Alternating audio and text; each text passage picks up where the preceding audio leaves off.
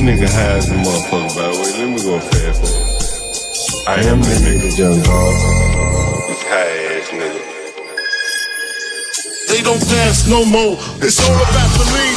Back in the day, crack was jumping on the scene. Now they slumped on the sidewalk. Can't talk. Golden era faded, but we still feel the rock. They used to be kings, now they lost in the scheme. Popping them bottles, throwing money, living dreams. Now they zoned out and mumbling, fumbling. No rhythm in the city, the whole shit crumbling. They used to rock the house, they was riding through the streets. Remember there was dancing, sliding to the beat. Now it's poison in their veins, ain't no pulse on the street. Guess it's over now, they accepted defeat. Back in the day, the rock had a wild and free. Different story now, they got no energy. The new drugs got them slow with the hit unload. Out close and they don't dance no more. Rock used to be jumping, type shit they was on. Now it's lights out, guess the thrill is gone. I am the nigga, young dog. I bring you to rough, rockin' and raw, nigga. They don't dance no more, it's all about the codeine. Back in the day, they was rocking on the scene. Even dancing in the rain. Now they nodding off. Shit just don't hit the same. I am that nigga, young dog.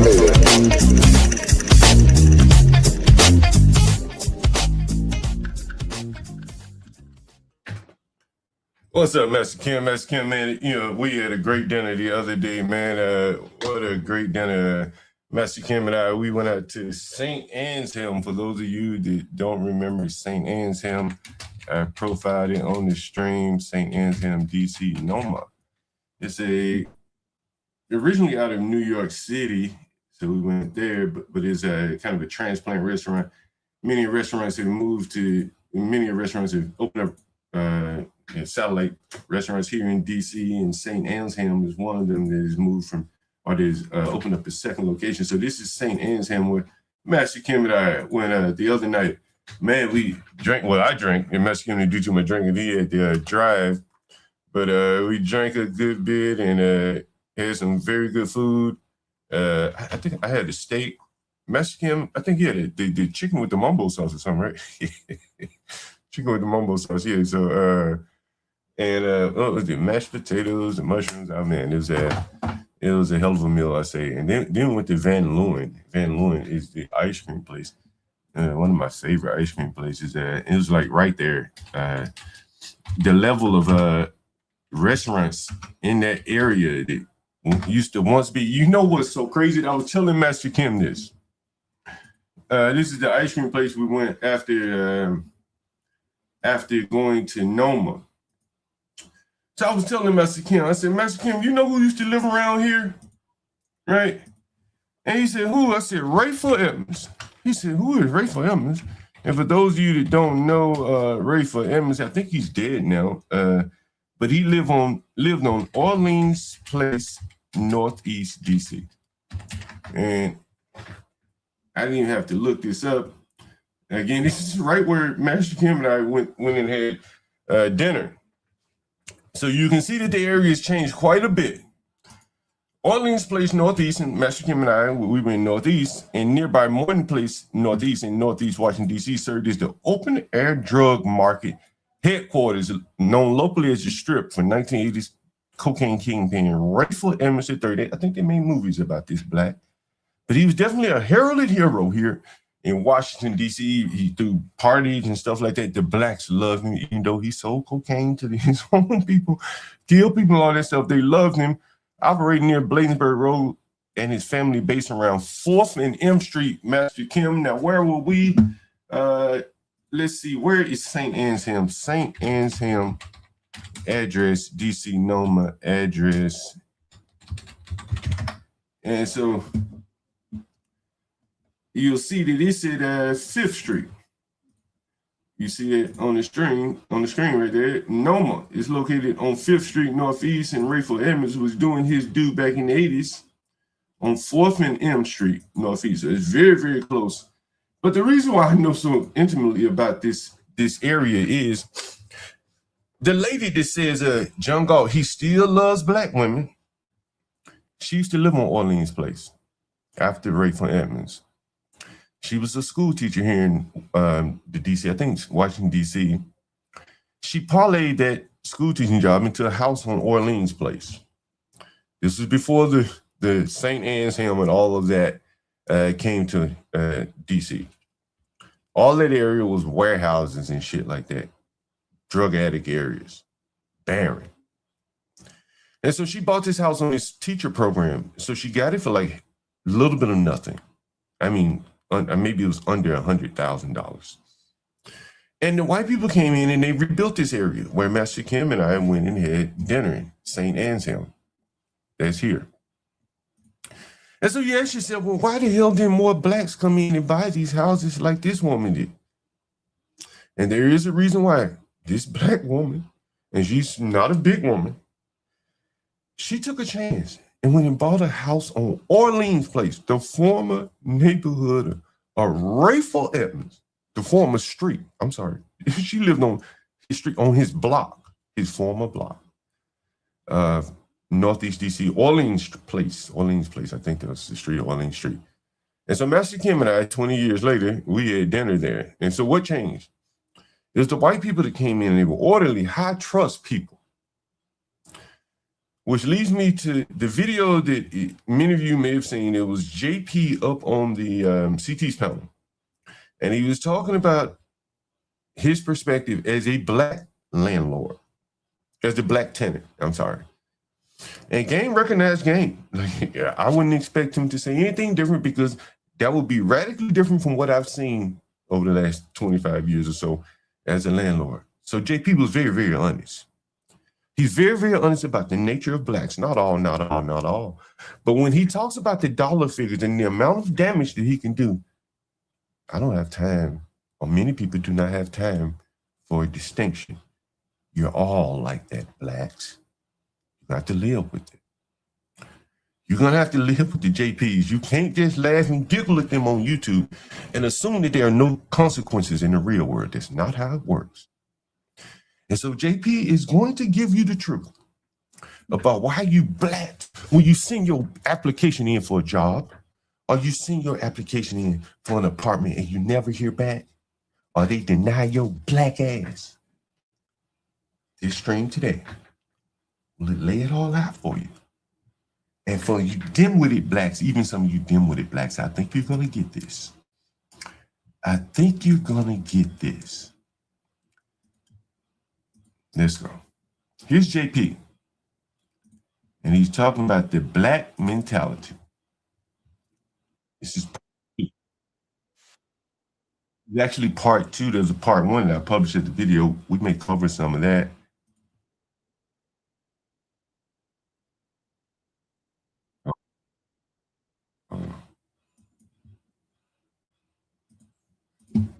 So if they not gonna live in the hood, the people, that's why before I blame John. And the reason why I blame John is when he bought that property, he understood where these property was at.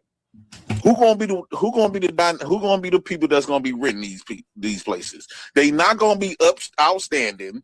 They in the ghetto. If they was so outstanding and upkeep people, they won't be there neither. JP is saying what I've been saying all along. The upstanding blacks, for what they are worth, for what they're worth, the upstanding blacks. Really, he's just talking about people with money. They may not be upstanding. A lot of these blacks with money aren't necessarily upstanding. And so he's saying the upstanding blacks, the people with money, get the hell away from the ghetto. Okay, well, somebody still got to rent to them. The poor blacks, and the majority of blacks in DC are poor. And short of them living outside, somebody's going to rent to them. Or would JP rather they live outside? JP doesn't live outside because he has a government voucher. See, he has an advantage over you working class blacks. A lot of landlords who take JP, he's like a military veteran or something. He has a government behind him. But you working class blacks, where the landlord has to depend on your black ass to get up out of bed in the morning and go to work every day and not argue with your coworkers or your boss and get fired. Or maybe you work at some bullshit black restaurant where no one is showing up for dinner.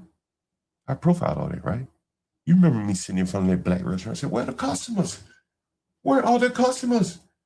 Friday night, no blacks showing up. People walking up and down the street, looking right past the black restaurant. So again, when you rent to the blacks, And then they hit skid row as they always do. They hit the proverbial bump in the road. How do they respond to adversity? Becomes a question, because now you're dealing with someone who's been put into an adverse situation primarily because of his own doing. And how does he respond?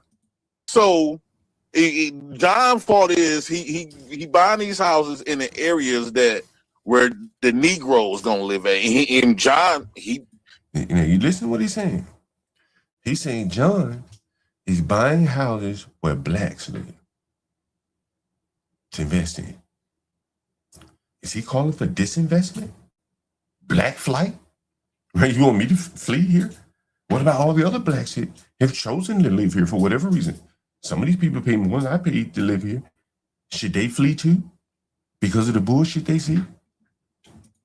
He's very familiar with Negroes. That's so right. I don't know. John is not shocked that he's not getting paid his money.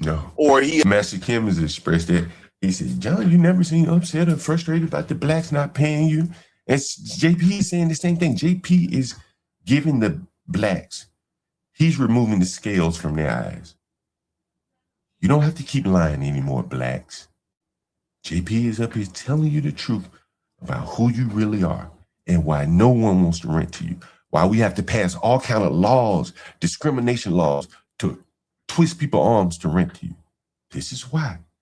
He's going to go into shocking detail as to why no one will want to rent to blacks. He's just one, you may say. He says all of us. I've shown you multiple. Show me some good blacks. For you blacks to say it ain't all of us, well, show me the good ones. Show me the good ones that get behind on their rent and just walk out the door. They call the landlord ahead of time and say, Mr. Landlord, I'm not going to have the money, so I'm leaving. I'm going to sleep on the street. Those blacks don't exist by and large. He having difficulties collecting his money. That's his fault for buying. If I go buy a property and I'm either going to choose a property that's in the hood or in a white neighborhood. Why white neighborhood? JP's going to go into why white neighborhood. When he says this, it's going to be an indictment of you blacks.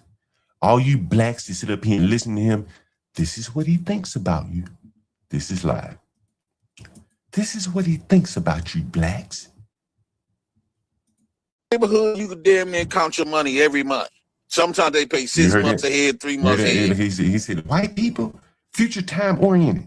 They know they want to live somewhere today, tomorrow, and 6 weeks from now, 6 months from now. So he said they may pay their rent ahead of time. Choose a property that's in the hood or in a white neighborhood. White neighborhood, you could damn near count your money every month. Sometimes they pay 6 months ahead, 3 months ahead. Why would you go buy a property in the ghetto? You know we finesse. You know our credit score fucked up. You know we. That's right. That's why I don't even check credit. I know the blacks' credit messed up. Hell, they got low future time orientation. How could some people like that have good credit? You have to just hope that they're moral, have some morals. And JP is saying most of us not. You know we finessing. That's true. You know they finessing. Or outright stealing and robbing and killing. There was a little girl killed up the street from me the other day. And I read it and I said, oh, well, she probably was into something. Who cares? Probably some gangster-ass black woman, child, engaged in criminality. She was young. Some stupid-ass black name told her mama had already doomed her from birth with one of these goofy-ass black names. And so I felt nothing. And that's the other day, CT was saying, damn, that baby spoke to you and you didn't even speak back to it. I said, I didn't even see it as a baby. Raised up by these low moral people. They're like wolves. Baby wolf. And so JP here is really telling some ugly truth about the blacks. All the blacks to get up and you know, hail him and praise him. Like Keon was praising JP. And all the other blacks didn't invite him to the panels and things like that. He should tell these blacks because he's speaking about them. He's going to go and say, most of you blacks ain't paying your rent. He says it. And it's true. This is what I've been saying. Why would you go buy a property in the ghetto? You know we finessing.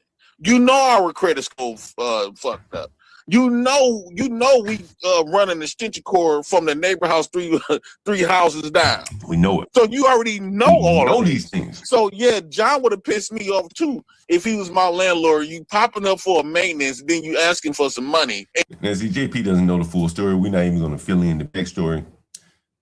We're just going to let it play because I want you to hear his mentality. This is the average black man's mentality. Trust me on that. And you know damn well I don't got it. Mm-hmm. So yes, I would have probably had to kick John ass about that piece. Even though, yeah, that's his house. But who want to hear that? And then the man was right. You got to wait 30 days to evict me. You can't come up here and yeah, I got to interrupt you again. Like, where did he get 30 days from? Did that come from his heart, his mind, his morals? He got that from the government. These niggas is like puppets to the government.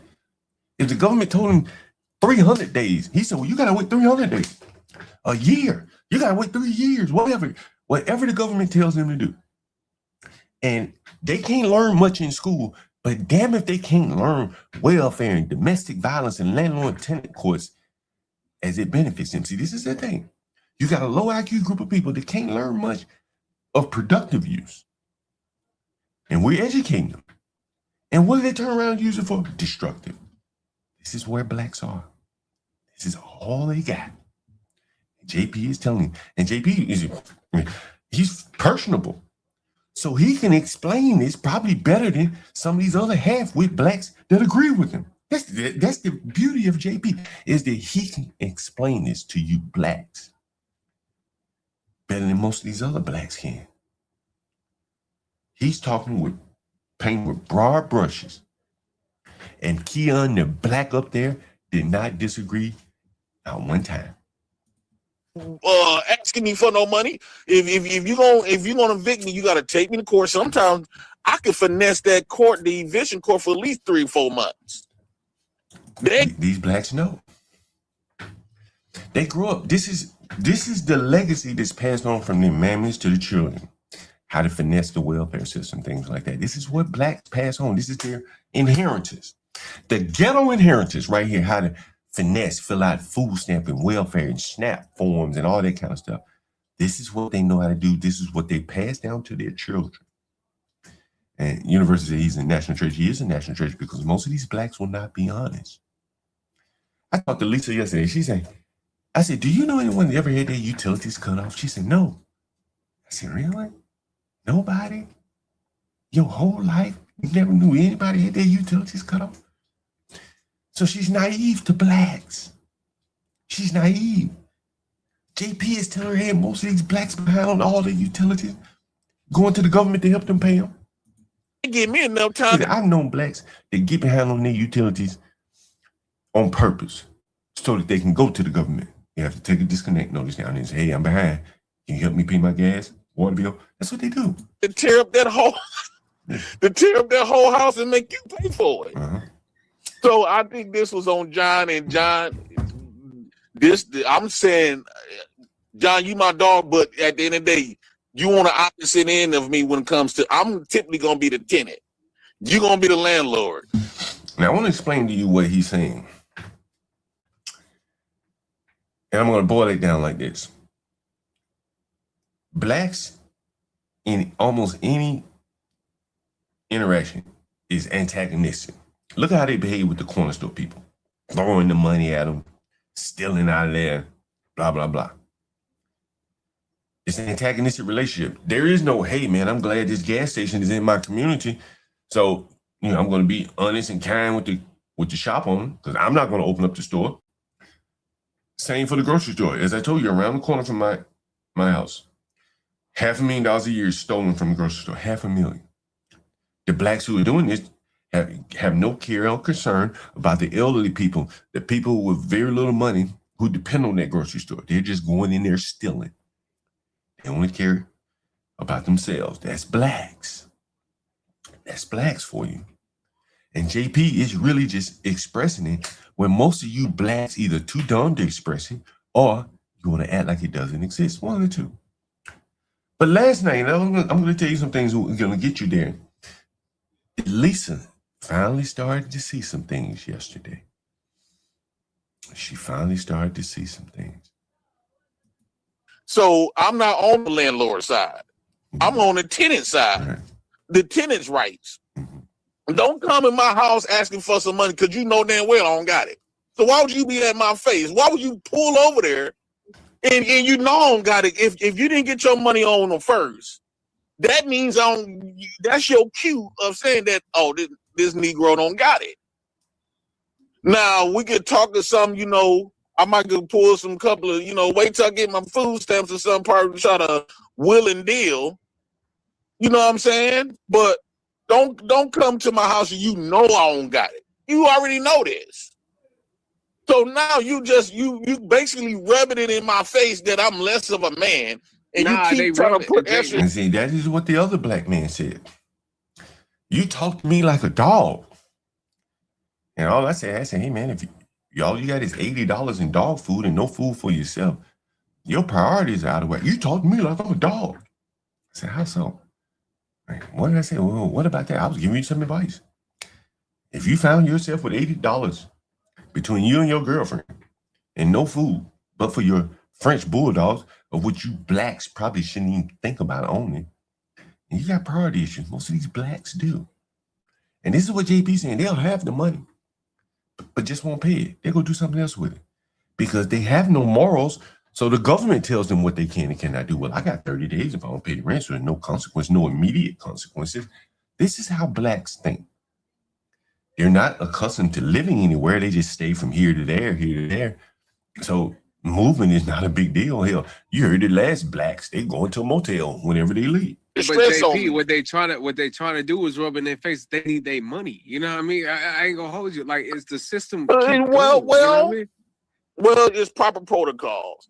In the ghetto, we're gonna try to milk it all the way till, because I get to the point. It was times like when I was younger, man, Devin. It got to the point. Real quick. Don't rent to blacks. Right. I don't know, man. JP, she's getting it. She's getting it. JP is the reason. He just expressed it openly and honestly, but I'm telling you, landlords are doing a dance every day. I've shown you how many landlords I've had up here won't rent the blacks. They'll come out and tell you I ain't renting the blacks. Only unless you got Section 8 and you're government black, then they'll rent you. Private market blacks, you just persona non grata. No one wants to do anything with you. That's why JP has a better chance of finding housing than most of you working class. This woman right here up on the chat. I remember one day I asked, she was on there with JP. I said, who got more money in their pocket right now, JP or Lena? And Lena said, I don't have any money. And she works every day. JP's on welfare. He had more money than Lena, and she works. It's a lot of Go ahead, guys. Go ahead. So, man, you can't coming over there knowing I don't got the money. It's kind of like kicking me while I'm on the ground, right? You kicking me on the ground. So at that point, I'm gonna be in a defense because you. This is the reason why these blacks feel like they're constantly being kicked and attacked while they're on the ground is because they are on the ground. They're at the bottom of society, and every little personal affront in them is just disrespect. And insult to injury, piling on these dumb, low IQ blacks.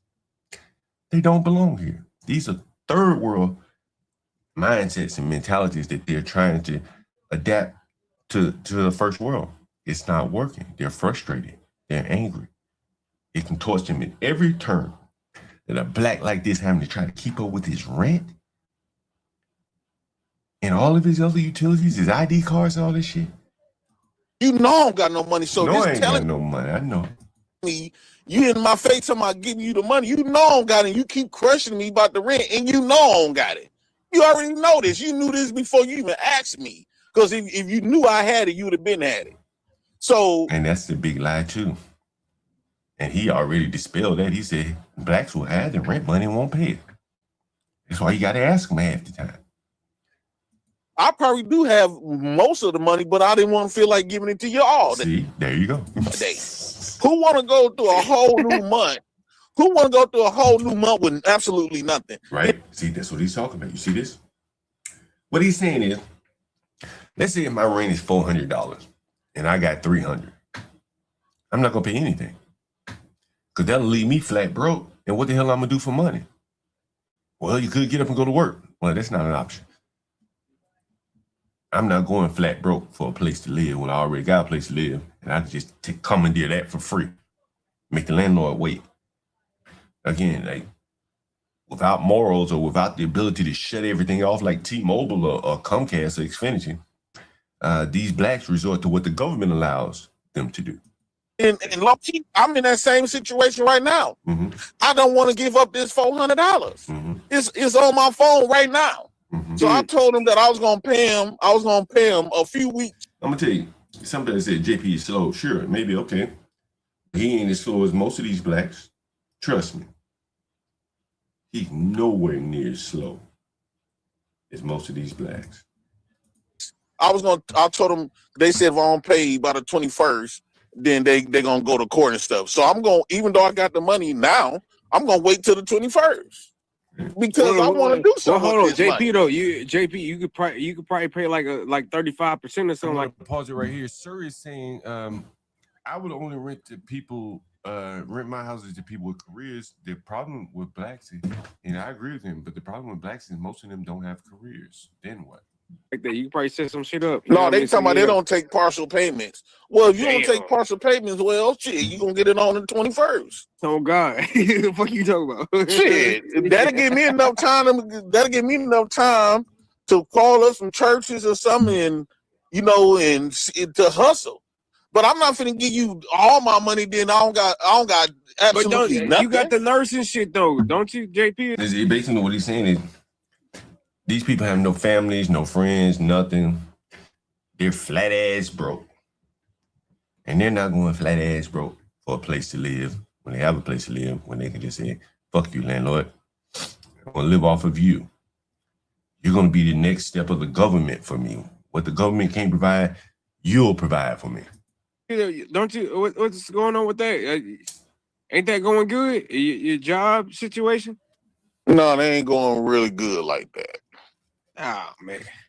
Of course, Man, if I was John Tennant, I swear to God, John, when he would not want to rent to another Negro again. There you go. You just said it. And then again, luckily for the blacks, I don't have a problem getting in the mud with these pig-like blacks, these low IQ blacks. But how many people are looking to replace me?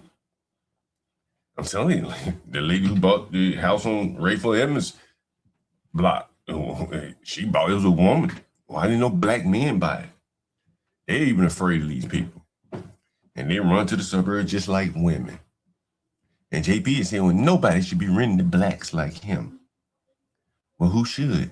I've been saying all along, yeah, the blacks should be out on the streets, shanty towns. I swear to God, I'll be tearing up some shit. Oh, you want this little measly $? Like, it is what it. John noticed. You in the hood. I do know this, yeah. This is what you're gonna get. This is why you don't go buy property in no hood. Right. Because the only people that's gonna rent those properties is hood Negro. Black people. Black people. You can put any kind of label you want on them, but nobody's trying to make a distinction of those hood people or not. It's Keon Hood. How do you tell, right? Keon probably doesn't think he's hood, but a lot of people probably think he is hood. So we can't make a distinction between these blacks. But what JP is calling for is disinvestment in the black community. He's saying blacks should not even invest in their own community because they know it's going to be ghetto people there. There isn't some large contingent of professional class blacks. We need to get that out of our head now. This is very interesting what JP is calling for because more or less it's underway anyway. Most of these blacks with any kind of money, as JP just said, are getting the hell out and going to the suburbs. Pros. Nigglets and ninjas. Them the only ones that's gonna rent it. Why are you expecting top of line tenants in the ghetto? Ain't nobody paying your rent on every month. I don't know nobody in the ghetto that paid their rent 12 months out the year on time. Never. Unless they was getting some type of voucher. And even then with those vouchers you can finesse. So ain't nobody in the ghetto paying that rent 12 months out the year on time. Nobody. John knew that. I'm a month ahead on my mortgage. I thought everybody did that. Well, that's because you came from a lineage of white privilege. White privilege. This is low IQ Keon, sitting in his mama's house. One day he'll send out an application for an apartment, and he'll wonder why he didn't get that apartment. With the way he looks, he's probably up and down employment and his attitude. Who in the hell wants to deal with blacks like this? I bet you do. That was my I privilege. bet you do. I bet you do have that feeling within yourself that you can have a month ahead. But yeah, go ahead, Uncle Bill. Go ahead. Jeez, Go ahead. it's retarded. Shit. I bet you John ain't paying that mortgage every damn month. On time. It's hard to pay every month. It's gonna come. Black. It comes at a point in time in a man's life where you're gonna have to steal from Steve to feed Paul. Mm. You might got some money that damn I need this money to go buy me some beers or whatever. The penny pension. I'm cold at penny pension. Like damn, this only $20. And then before you know it, that $20 go by quick. Then now you need something else. That is why you can't charge blacks month to month. That's why many companies don't accept partial payments from blacks. They be like, if we step a partial payment, then we're on the hook for these partial payments, for the acceptance of partial payments. Give me all my money. Blacks always do pay you partial payments. I don't understand it, but they do. Mm. Ain't nobody paying their rent on time every month. Their whole existence of being adulthood. You paying all your bills on time? No, some of those bills are getting cut short. Mm-hmm. Yes, of course, I'm gonna tell you when I'm renting your place that I'm gonna pay you. I'm gonna make pretend. Bro. I know somebody that give me fake checks. He probably can cry like the other black. And you see, again, blacks are liars through and through. He's telling you how he lies. You can almost just not believe anything they say. You just more or less this. I don't believe you. That's the default option. I don't believe you. Prove it to me. And that is why blacks treat each other like that. They know that instinctively the other person is likely lying to them. You're talking to the JP all day long. Everybody's lying. Check stubs. I know some people that can get me. Just Prince, real quick. So let me get this straight. You can be behind on rent. Uh-huh. You could stay in someone's home, the landlord, and the landlord comes on the wrong day. You feel as though you can curse the landlord out. Absolutely. Okay. Absolutely. Yeah, absolutely. Shit, this is my house until the courts evict me. There's a such thing called tenant rights. Well, okay. So what if? And see, again, in the ghetto, you got all these half-wit lawyers, welfare-like lawyers, getting the government to benefit on their behalf where they don't hold themselves responsible. Hey, I'm late on my rent, and the government will fight my fight for me. What if you are doing an Airbnb? Do you have tenant rights then? I got to check into that because you can't. If you stay in somebody's house. And again, they love talking about rights, but what about responsibilities? That's what they shirk. They shirk responsibilities and constantly talk about rights. Now, this is the problem with these people. They've inherited a lot of rights without putting in the effort for them. I was more than 3 days to a week. And if you really want to evict them, you got to take them to court. I mean, just look at all this knowledge, this black just spouting all these things that the white man came up with for a moral population. These were not laws written for low IQ, low morality blacks. I wish it was C19s. And when I did that in C19, I was living in a rooming house, and I was like 3 months behind. And the dude tried to ask me to leave, but they made it on the news that they couldn't kick you out doing C19. So I ran with it. Shit, I wasn't paying no rent for shit until they lifted that ban where they can kick you out. Shit, I was packing in that. Them landlords was madder than a fish. Them landlords had been fish grease. I'm trying to tell you. And again, what JP doesn't see is on the other side of all that, where he benefits the other blacks who were sending in the application the day after him. They end up losing. How many blacks? For one black to win, thousands must lose. And that is the game that DP and all these other blacks play. They don't think about their fellow man. They will destroy a property, take it off the market, and they'll go live in a motel for the next 2 weeks. And then they come back out looking for housing, wondering why housing is so hard to find. They're destroying it at the same time. At the same time they make people not want to rent to them. They're destroying it. I understand that y'all look at stuff from a business perspective, but look at it from a Negro perspective. I'm gonna try to get about as much as I can. We got rights. Yeah, this is your house. That's just like CT. If you move somebody in, let's say you got a chick, you move that chick in. She stayed there 7 days. This is what I would tend to do. Every time if I go live in somebody's house, I don't care if it's John's house or your house, I'm gonna make sure I send something to your address with my name on it. And look at this shit. I mean, these blacks, boy, all they got on their mind is destruction, scheming, plotting. You're not going to know nothing about it because you rarely check the mail anyway. I'm going to send a couple pieces of mail there. So if you do tend to try to get stupid and get bold, say, oh, well, JP, you get out of my house. I said, no, sir. You got to take me to court, which is going to you're going to have to pay money out your pocket to file. A lot of y'all don't have the extra money. You got to file for a court thing. Then you got to give me, first off, you got to give me a 38-day notice. You got to give me a 28-day notice. Then we go to court. Now, if we get another C-19, it's over with. I could be in the house for 6 months, don't have to pay you shit. And with that time, you don't think at that point, since I'm known for the leave in a few months anyway.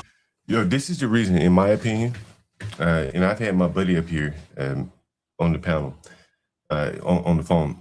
This is why he will only rent to Airbnb, because Airbnb is exempt from a lot of these laws.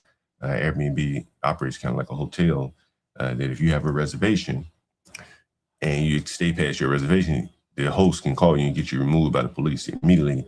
There's no tenancy. And so that is, in my opinion, is why Airbnb, or at some point, it began to fill that void of people that were trying to avoid renting to black people, but they had properties in the cities.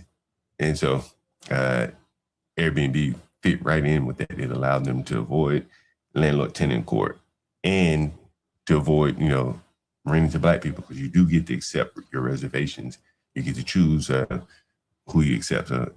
That's what I think it allows you to discriminate. And I've talked about Facebook as well. Facebook, you can really use that to discriminate. People that are looking for places to rent, they have a Facebook profile. They're posting their ad. You can look through their profile, see what type of pictures they're taking. Are they flashy pictures, flashing money and stuff like that? And so it will allow you to discriminate in ways that even Airbnb doesn't. Wait, I'm finna do something to piss you off because it's gonna be your loss. Man, I'm finna tear this whole motherfucking house up. I'm gonna cut the copper lines. I'm gonna take this damn to the, because them furnaces be having copper all through the pipings and shit. You can take that copper down to the machine shop and get money. So what I do is I will cut some copper inside of the basement, take it to the machine shop, and bring you your money. Whole time you like, oh, thanks, JP. That's man of you to come up with your money. Whole time I just fucked up your whole house. And this is hilarious to him.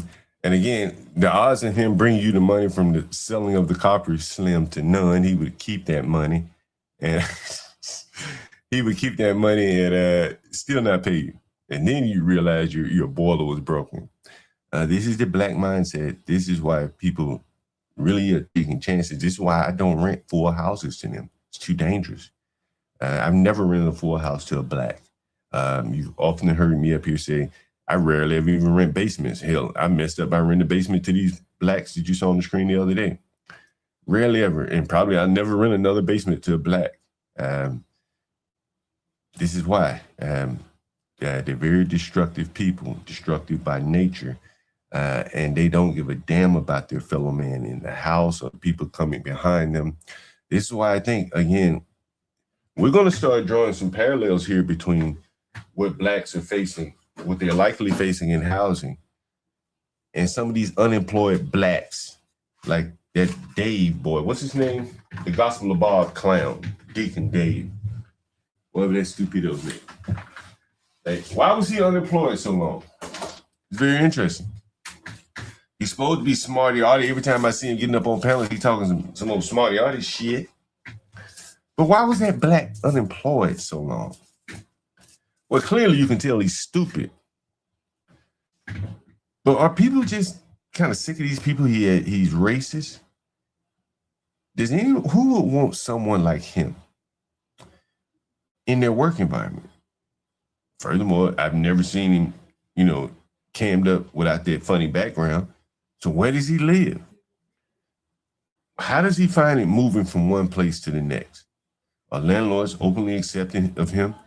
It's General Dave. Yeah, that clown, General Dave. He was talking all in the chat. John should have called the police. Called the police right in front of that aggressive, dumb black. What do you think he would have done? He tried to grab my phone to keep me from calling the police. Like, that is just totally ridiculous. These dumb blacks. But again, what would General Dave say to JP? It's very interesting. JP is his hero. He likes JP. What would he say to JP JP is describing how he would destroy his house if he were a landlord? Because JP and General Dave on the opposite sides of the things, right? JP on welfare. General Dave would probably be more likely to be his landlord. So this is it. Like, General Dave must not even think that he'll ever be a landlord, has no aspirations of owning any businesses in his community because he doesn't want to deal with people like JP. He'd rather cheer them on from the sideline while they destroy other people aspiring to build something. And so this is very interesting about the blacks. They can't condemn him. And if you were looking at the chat, people were, talking against me and saying, not necessarily rooting on JP, but talking against me as if I was in the wrong here. Anyway, none of them found not many of them, I should say, could criticize JP. Man, I used to leave houses like that. Black man is God. This is why the black. I used to leave houses. You heard Keon say, he's so destructive. This is why he's God. Like that, bro. Hey, I used to have my dog shitting all over the place. Mm-hmm. It's many stuff you can do. If a landlord piss you off, run some grease down in all of the drains. I will run grease all down them drains. John will be mad at me if he's my tenant and try to kick me out. Oh, you want to put me out on the streets? Oh, you don't give a fuck about me, son. You don't give a fuck about you. I'm finna tear this whole house. You better not leave. I'm finna fuck up this whole house. Yeah.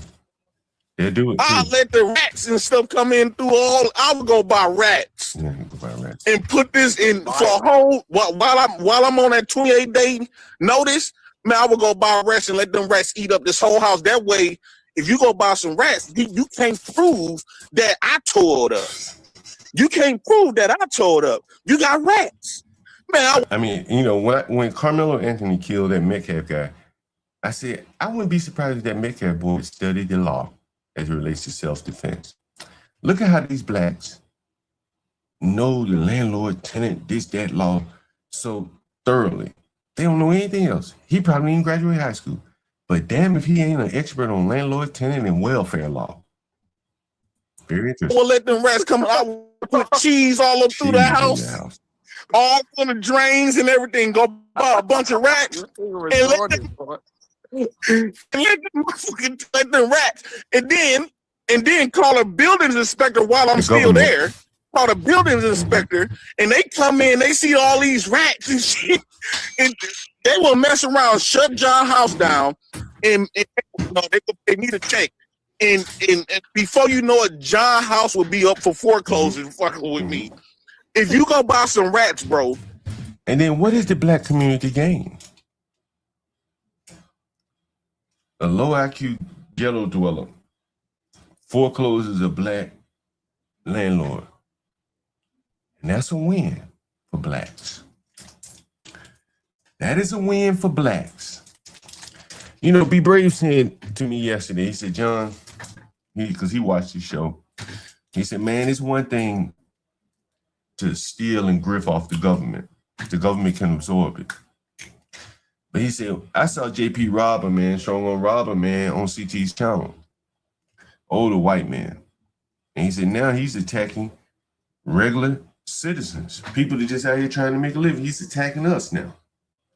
And that is a bridge too far when you are expressing or robbing people, just regular citizens. You know, we'll give you a pass. Hey, man, you defrauding the government to get food stamps. You ain't bothering me. But now you are openly talking about how you would destroy your fellow man. And the sad part about this is that he has a business, or he's just striving to be in business, which means that he knows that other blacks will likely try to do this to him, slip and fall on his restaurant, on his food truck, the same way that he slipped and fell in the grocery store. And so this is why these blacks don't have anything. They're immoral people. And all you gotta, and then you can punch holes in ceilings. You know, rats and stuff eat through all kinds of shit. Now we'll put cheese all up on the roof, put cheese all up on the roof, and let the rats just handle my light work, and call the builder's inspector. Hey, real quick. Fly Piper with the $5 super chat. You gotta be a no nonsense with these ninjas. My dad was old school, like easy. We're not talking about the white man. Easy. No, I'm just saying this is y'all easy back in the day. Yeah, so does the white man. As you should. Easy. We're not talking about the white man. Easy. It's a way. I'm just saying this. See, y'all thinking for the best interest of the landlord. I'm thinking about the best interest of the tenant. We got an Arab over here. Y'all thinking about the best interest of the landlord. It's always y'all thinking about the best interest of the landlord. I'm thinking about how Negroes can get by. That's been my life. That's my story. Marcel, what's up? Hey, real quick. Hey, Marcel, salute to you. Power and water will be turned in an act too. They trying to get smart and cut the water off because you can't live in a house with the water cut off. By that time, I will have that whole house full with so many rats chewing up through shit.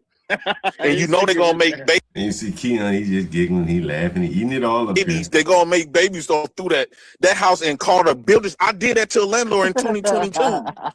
I called the builders inspector on their ass. The builders inspector came in. They had to sneak in. They had to sneak because we couldn't let the landlord see what was going on. Man, I let them builders inspector, bro. I think I still got the messages and stuff that I had. Before you know it, I escaped evictions. Even though he took me to court, he won the eviction at first. That's because I came to court by myself. And then when I called legal aid managed to get that shit dismissed. And this is what I'm saying. There's so many agencies out here to help these poor blacks. That again, the middle class, the working class blacks who are working so hard to stay away from JP and to pay their car notes and shit like that. They don't realize the carnage that JP is doing on the ground. He's taking away all the investment opportunities. These people can't go buy in Georgetown. You know, these blacks, John, he should have bought in a better neighborhood. Hell, I did when I could afford it. But I can't afford Georgetown, right? Shouldn't you blacks want me over here investing in neighborhoods, or do you want the whites or the Arabs or somebody to come and take over? This is what they need to come to grips with. They need to ask themselves, which would we rather deal with? The Arabs, the Indians, the Chinese, whoever the fuck they want a landlord to, or would they be okay with me? So one or the other, pick your poison. But they're not going to do it themselves in any large numbers. And so they're creating an environment where even blacks don't want to rent to them. So now what's next? Someone said Taz lives in an Airbnb. That could be a possibility for the ones with money. Off my record. Right, because the builders inspector said this house was in condemned. Man, the whole house was ate all up with rats. I'm like, the building inspector, like, did you know this? I said the landlord did. Now, mind you, the house didn't even have rats before I came in there. Right, it didn't even have no rats. But since he was playing stupid and trying to kick me out, it was because we had some new people moving in, crying about noise complaint. Because I was on my live and stuff with Anti and them, talking about noise complaint. And I was like, bro, you just moved in. So the landlord took his side. I said, oh, really? And he used to live in, the landlord lived in the building. We found out, guess what I found out? The house the building was supposed to only be for 4 units, for 4 tenants. He snuck and turned it to an 8 unit. So by the time I got done with the buildings inspectors and shit, and his house was condemned, they said they had a problem with him. I didn't even know this. That house was supposed to be. They made 4 people leave. Angry Snowman. The answer is yes. And next time I go live, I'm going to tell you a story about a black woman and her logic about rent. And something was almost telling me like, damn, like, are these blacks trying to form some kind of mutiny around here? Because blacks would do that. It's one of the problems in renting rooms to blacks. It's a problem renting the whole house. It was a problem renting rooms in that blacks instinctively do not want to pay for rent. So they would try to put their heads together, or they, in some instances, they would put their head together and team up to not pay rent. This is a very interesting behavior by blacks. Because of me, they made 4 people leave, and he had to turn it right back to a 4-plex instead of 8-plex. He was up there making, it was like a college dorm building, and he turned it to an 8 unit, and it was supposed to be a 4 unit under the state. So by me having a buildings inspector, I said, yeah, we got 8 people living here. There was like, we was on the impression that he had 4. You know, it's the craziest shit. I showed you the other day, I walked in a black's room, he had 3 people in there. Him, his ugly baby mama, and the child. I ain't rent the room to 3 people. These blacks do this. As if 3 people don't use up more utilities than 1. They're dumb. They can't draw the connection. If I would say something to that dumb black, he's saying, I ain't using that much more utilities. They're so stupid. So stupid as to the way of the world. The only thing saving someone like JP is he has all these agencies that are working for him. The working class blacks, the blacks that are trying and not making any headways, they don't have that. Because we went through this with him years ago. So he turned it back to an 8 unit. I wasn't even supposed to be there. He charging you rent. The building unit gave me $950 of my rent money. And I was about to say, well, what did JP get out of this? He got $900. What happened to him? They took some units off the market. $900 short term for JP, and people that were, benefiting from, that housing, even though it was illegal. JP told them he got it taken away, costing the landlord thousands of dollars, and the landlord probably still had to rent to this black. That's the craziest shit. After having given this black $900 back, he still had to look at him every month and collect whatever little pittance of a rent that he was supposed to pay. I mean, this is why you don't rent to these people. And how do you determine who's a JP? Very difficult. Ian gave me time. Gave me time to move. And once I couldn't find no place, they put me in a hotel for a week. And he had to shut his house down, and he had to make 4 tenants leave. Look at that. You heard that? That's the very important part. JP don't give a damn about the tenants they had to leave. Uprooted families, whoever they were, probably just so happy to have a place. Now they got to go out and scramble and look for somewhere else because the government comes down and just enforce the law without any consequences, thoughts about the consequences to the other people that were living there just because JP complained. And look at how it all turned out. See, these blacks are so destructive, and they wipe out other people around them. He's a proud degenerate, and these YouTube platforms give him a platform for entertainment value, sure. But right here, he's telling you what I've seen for many, many years. This is raw honesty that most of you blacks want to act like doesn't exist. Including the one that was reporting for the noise complaint. Don't you blame me. JP. Yes, sir. A man was robbed. He wasn't robbed. Arguably by someone with your same mentality. You guys, to be honest, you guys are. I think that's the end. There was another clip I want to play. It's here. Let me play that one. Which one did I just play? Yeah, I'll play this one. because it wasn't. I'm doing the same thing. Simultaneously claim you was kings and masters of technology, and the white man stole it, and yet at the same time be the most degenerate people on the planet. Like buildings inspector, I'm calling, reporting that we have rats in this stuff house.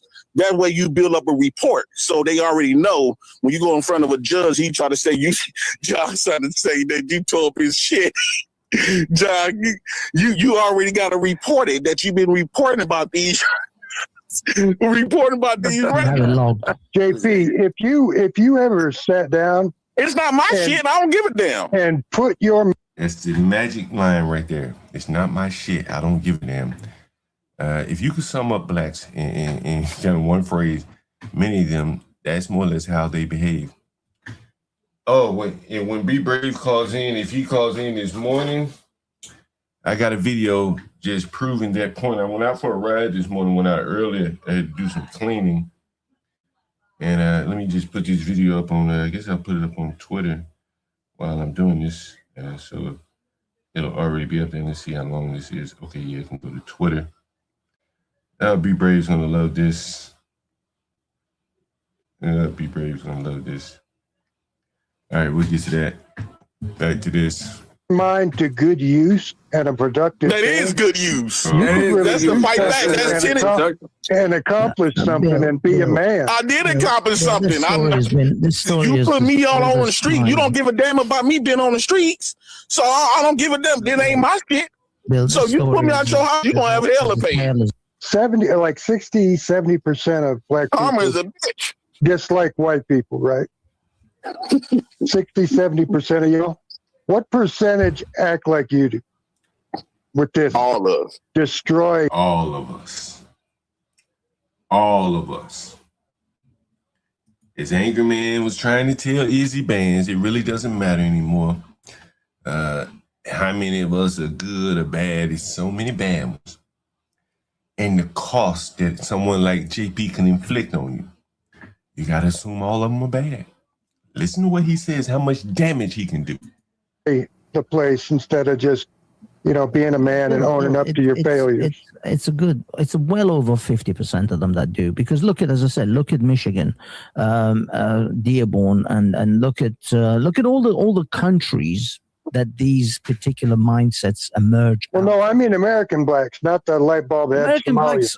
I'll be honest, American blacks. I think there might be some kind of a DNA transference or some shit going on, because I haven't seen any real difference between an American black behaving this way than a Zimbabwean black or a Somali black first of all, CT, you asked the question months ago, why aren't black people, selling in certain industries, or they don't have their own industries or sorry, you said another thing. But this is why. I mean, there's a reason why certain countries in the world are just shithole countries. So JP represents black people. JP represents a marker in which you could say a microcosm of what certain ethnotypes behave. And that's too big of a word for Keon. This isn't just for JP. There's plenty of others that I can mention that are doing exactly the same.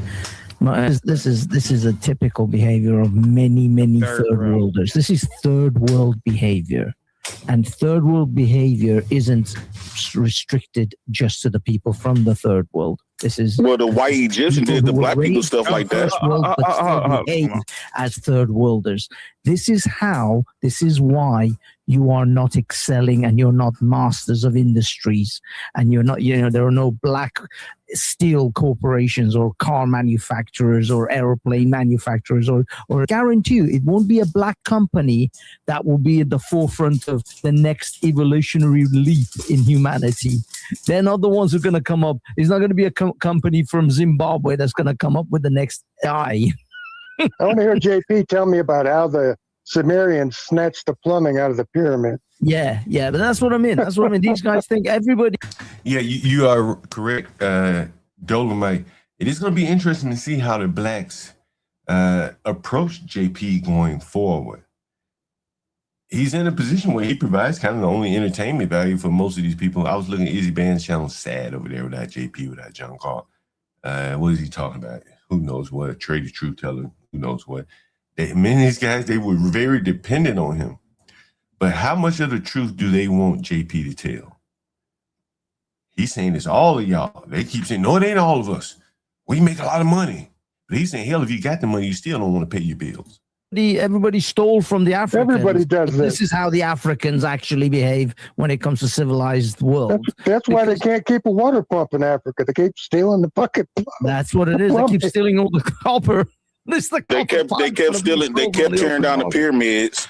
You know, Hashi, you should, you know, I'm going to put together the whole video so that black man, first he came crying and humble. Hey, Mr. John, thank you very much for renting me.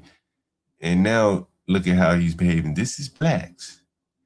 Turn on you like a rattlesnake. What is their true face? The true face is what you saw the other day. Not when he was crying and humble and Mr. John, and I'm going to pay my rent. Thank you for renting me. Deep down, probably in the back of his mind, he had no intent to pay as agreed all along. That's blacks, and they'll have the money. If they're working, at least one of them is working, I'm sure, they have some money. They could have offered up something. They say, hey, Mr. John, all we got is 200, 300, whatever. We'll pay you that. We'll pay you that. Never said it. Never said those words. Once they get behind, oftentimes they're never even going to make an attempt to catch up. They were behind because of their behavior, and they'll never catch up because of the same behavior. Because it wasn't theirs, right? That's what it was. That's so just because it wasn't, I'm doing the same thing. Simultaneously claim you was kings and masters of technology, and the white man stole it, and yet at the same time be the most degenerate people on the planet. You can't pull both of these things off. Can you imagine John's face though after he tried to be snarky and try to kick me out of his house, and he finally get me up out of there, right? And he go to his house. No, Hoshi, I'm sorry, professional victims? I don't think so, man. I've been around enough blacks to know that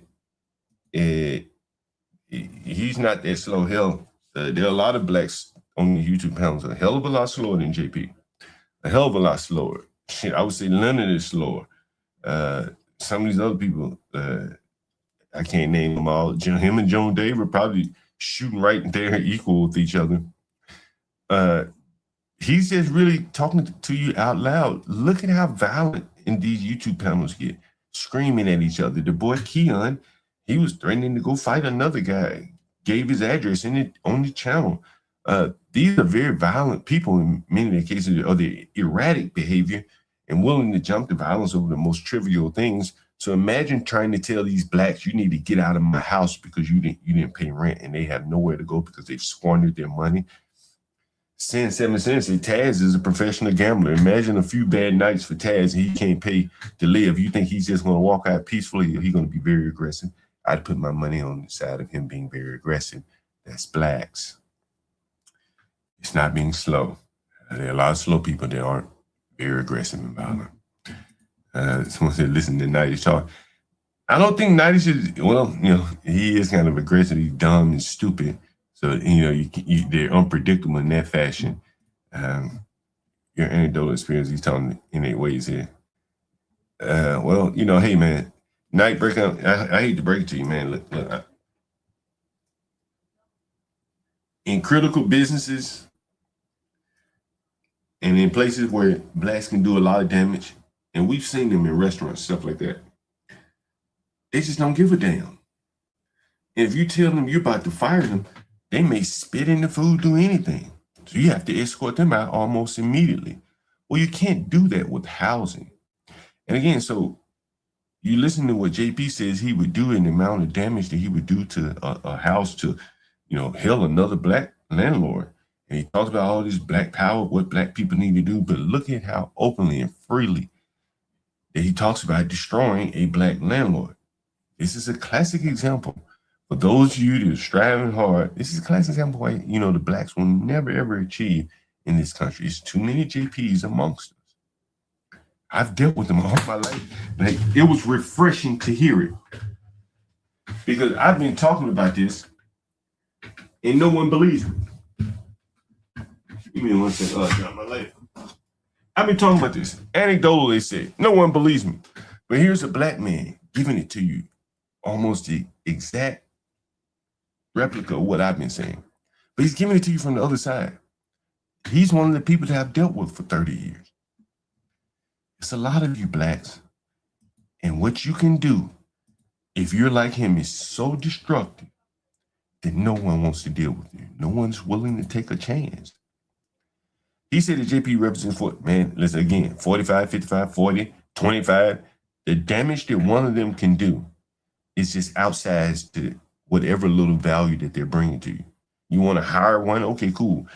Unless he's Michael Jordan, you got to worry every night that if he goes rogue, he could do anything to destroy your company and would take glee in it. It ain't my shit, as JP said. He got to come out 100-some grand, way more. He got to pay way more for that crib than what the crib is actually worth, right? And he gonna have to pay that if he want to rent. So he ain't gonna rent no time soon. So he's steady losing money. Yeah. At least you had a promise to a note saying I was gonna promise to pay you as long as I owe you. You never broke. But since you want to kick me out and be funny, and you don't care about my life and me being on the street, you think I'm gonna take care of you, make your house look all superb, and hell no, you want to feel my pain of being in this street. And while I'm homeless, then I'm gonna be up here. Yeah, you're gonna be up there scraping because now you finna lose. And most black landlords. This is key right here. This is going to be key. This is why there are so few black landlords. He's about to explain it to you right here. John Galt stands alone. Be up there scraping because now you finna lose. And most black landlords cannot afford to replace no $100,000 house, $100,000 damage. You're right. You see, this is the reason why I won't cut the lines because it's gonna look like it was done intentionally. Mm-hmm. Let the rats chew up through that shit, or turn on the bathroom water and let them motherfuckers flow, sink and soak up the wood, down the basement ceilings, the upstairs ceilings all rotten and shit. Mm-hmm. And then you don't let the rats. And if the judge asks you, well, how did this happen? Well, based on the rats, because I was been making reports to the landlord. John is a slum landlord. This would be my sauce to the judge.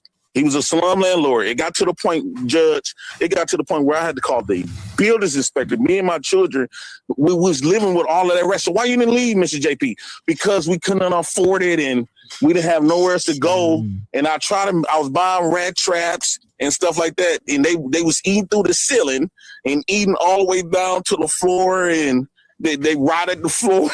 I'm talking about, I'm going to make it worth his while kicking me out. I'm telling you what God love. Bill, this is the reason why people in America. I mean, sometimes you guys are very naive of the world. You were all shocked that it was almost $1 billion that they were. And you look at Keon right there. His only chance on screen, and look what he does. World, you were all shocked that it was almost $1 billion that they were. It's an angry young man right here. Imagine him in your house. He lose his job because he got to arguing at work with somebody over some black shit. He come back home, no real prospects of finding another job. You think he's gonna just get up and leave when his rent is up, when he can't pay anymore? Keon right there with his middle finger up. He's laughing and kicking with JP as he talking about destroying somebody's house. You think Keon's gonna leave voluntarily? Or you gonna have to force that black out? I would say Keon would have to be forced out. They were fraudulent just from one state in Michigan. Just one state. Yeah, but what I mean is, you guys were shocked how Somalis can't, and they're doing this shit everywhere. You were shocked how Somalia can simultaneously be an absolute shithole. Oh, my bad. And yet these Somalis are managed. We have a high trust society, of dollars from but America. when you import a low trust population, I can just imagine John going back to his house, and as soon he opened up his door, they kicking me out. Rats popping up. They're gonna run his ass right. This is what I mean. This is what I mean. They have the ingenious brain of being able to fraudulently get out of doing things or doing terrible, fraudulent criminal stuff, but they don't have this. They can't motivation to do the right thing and get a job and pay their They bills. can't actually put their mind to the positive way of getting a society. Put They like just know this. how Put to- like this. I will be one tenant that he'll never forget about. Oh. You don't have, if you could be heartless at kicking people on the street because they fall on hard times, well, you get what you dish out. So if you dishing out heartless and being cold-hearted to people because you just want to, black men, you black yourself and a black man too, and you that cold, JP, you gonna get what you dish out. If you dishing out, you don't give a fuck, and that's what you gonna get. JP, 70% of black Karma is people a bitch. dislike white people, right? 60-70% of y'all. What percentage act like you do with this? All of Destroy the place instead of just, being a man and owning up to your failures. It's well over 50% of them that do, because look at Michigan, Dearborn, and look at all the countries that these particular mindsets emerge. Well, no, I mean American blacks, not the light bulb head American Somalia. blacks. I'll be honest, American blacks. I think there might be some kind of a DNA transference or some shit going on, because only black. So now, let's say you do use your insurance. No, to you're help right, fix it up. This is an interesting part here. I talked about the broken window. Who was that? Damn it. Was it Bastiat? The French economist, Bastiat. He came up with the broken windows theory. It was a French economist, Bastiat. Broken windows. Broken windows. And here it is. French economist Frederick Bastiat introduced the broken window fallacy in his 1850 essay, that which is seen and that which is not seen. You've heard me talk about that a lot here. The parable explains why destruction and the money spent to repair it does not create new wealth or benefit society. And I think a lot of black people, they're not in the new wealth creation and not very interested in benefiting society because, well, none of the wealth flows to them. So the destruction part, they do very well. And that is what Bill Allen was saying to JP. There is just no infrastructure to build. And so destruction, hell, that's natural. Anybody can do demo. Now your rates finna go skyrocketing. Right. And so what he's talking about, Because insurance. tenant Let me to make pay sure you them. get this part. So now let's say for these properties, bro, they depends on the tenant to pay them. Right. So now let's say you do use your insurance. Hold on 1 second. Seven still right here. JP is talking about black landlords specifically. And it's interesting. He's saying the black landlords don't have a lot of money, but he doesn't connect the dots. And a lot of black landlords don't have money because the people aren't paying the rent. And they're causing so much damage to the properties. I haven't seen any real difference between an American or Hey guys, real Now, if they have rats, and then here's the thing, you do use your insurance. Now, most black landlords cannot rates go up. afford, they basically can't afford these properties, bro. They depends on the tenant to pay them. So now let's say you do use your insurance Now to your help rates refix go it up up. through the roof. Now your rates finna go skyrocketing. Now that's gonna You see what I'm saying? Like these blacks know these things. Like JP ain't that stupid where he doesn't know the connection between if I cause some damage and the landlord calls an insurance company to come in and help him out on getting these things repaired, his rates are going to skyrocket. Not just for him, for everyone. That's the way it works. They increase it for everyone. be If JP's not going to stop renting and doing what he's doing in one place. JP is the metaphorical or the placeholder for this type of behavior. This type of behavior is being replicated and multiplied all over the country, particularly in the inner cities where there are laws to protect them and allow them to do this. triple than what you paying a month now. And then that's I gonna don't, be I don't, super chat says, I don't think people realize the diversity between the three. saying I think there must be some sort of it's either a historical thing or some kind of, they said just genetic memory. I've seen this across every shithole nation. This is why the globalists fear the white man so much, because you can tear all of this down, this society, this civilization, this Western civilization, and the white man can build it all back up again because they built it. They did it in the first place. But the black and the brown man won't, because they can't. They haven't. If they could, you would see the examples of it. So this is why the globalists would rather flood white Western countries with the third world obedient, JPs, the benefit slaves, than to actually have more white people. Because white people, you can burn it all down and a white man will build it up again. But I guarantee you, not a brown or a black man will. It will look like the same shit. You can have two towns, one with brown and black people and one with white people, and one town come back after 100 years, and one of them will look exactly the same as the shithole you left 100 years ago, and the other one will be a thriving metropolis.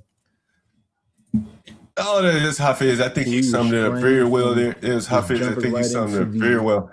Yeah, JP, if you're still in the audience, I put the drop in the link in the chat. I did want to have this conversation with you. I think it'll be interesting. I know, I'm taking it you're speaking as character, although you probably have done it before, as you said. As you said, though, I know the game. And I'm going to show you some video to kind of explain that. Hey, 7C, man, you're going through it now. Tenant shows no sign of rent payment this month, bro. I was telling you, when you get out of this situation, bro, you got to charge these blacks day by day, week by week. Because you give them 30 days, man, they hit the lottery on the 29th and blow all that money on the 30th and not pay you a damn dollar. What's up, JP? Hey, So here's the thing. Yeah. Here's the thing, John. Yeah. One, I'm used to white folks being in charge and respecting white people of authority. Yeah. When you got black men or black women trying to put themselves in a position like the white man, and then when we see black people as landlords or judges, we expect for you to get us off. And since you doing this, want to operate the same way as the white man, you don't have long years of respect of that.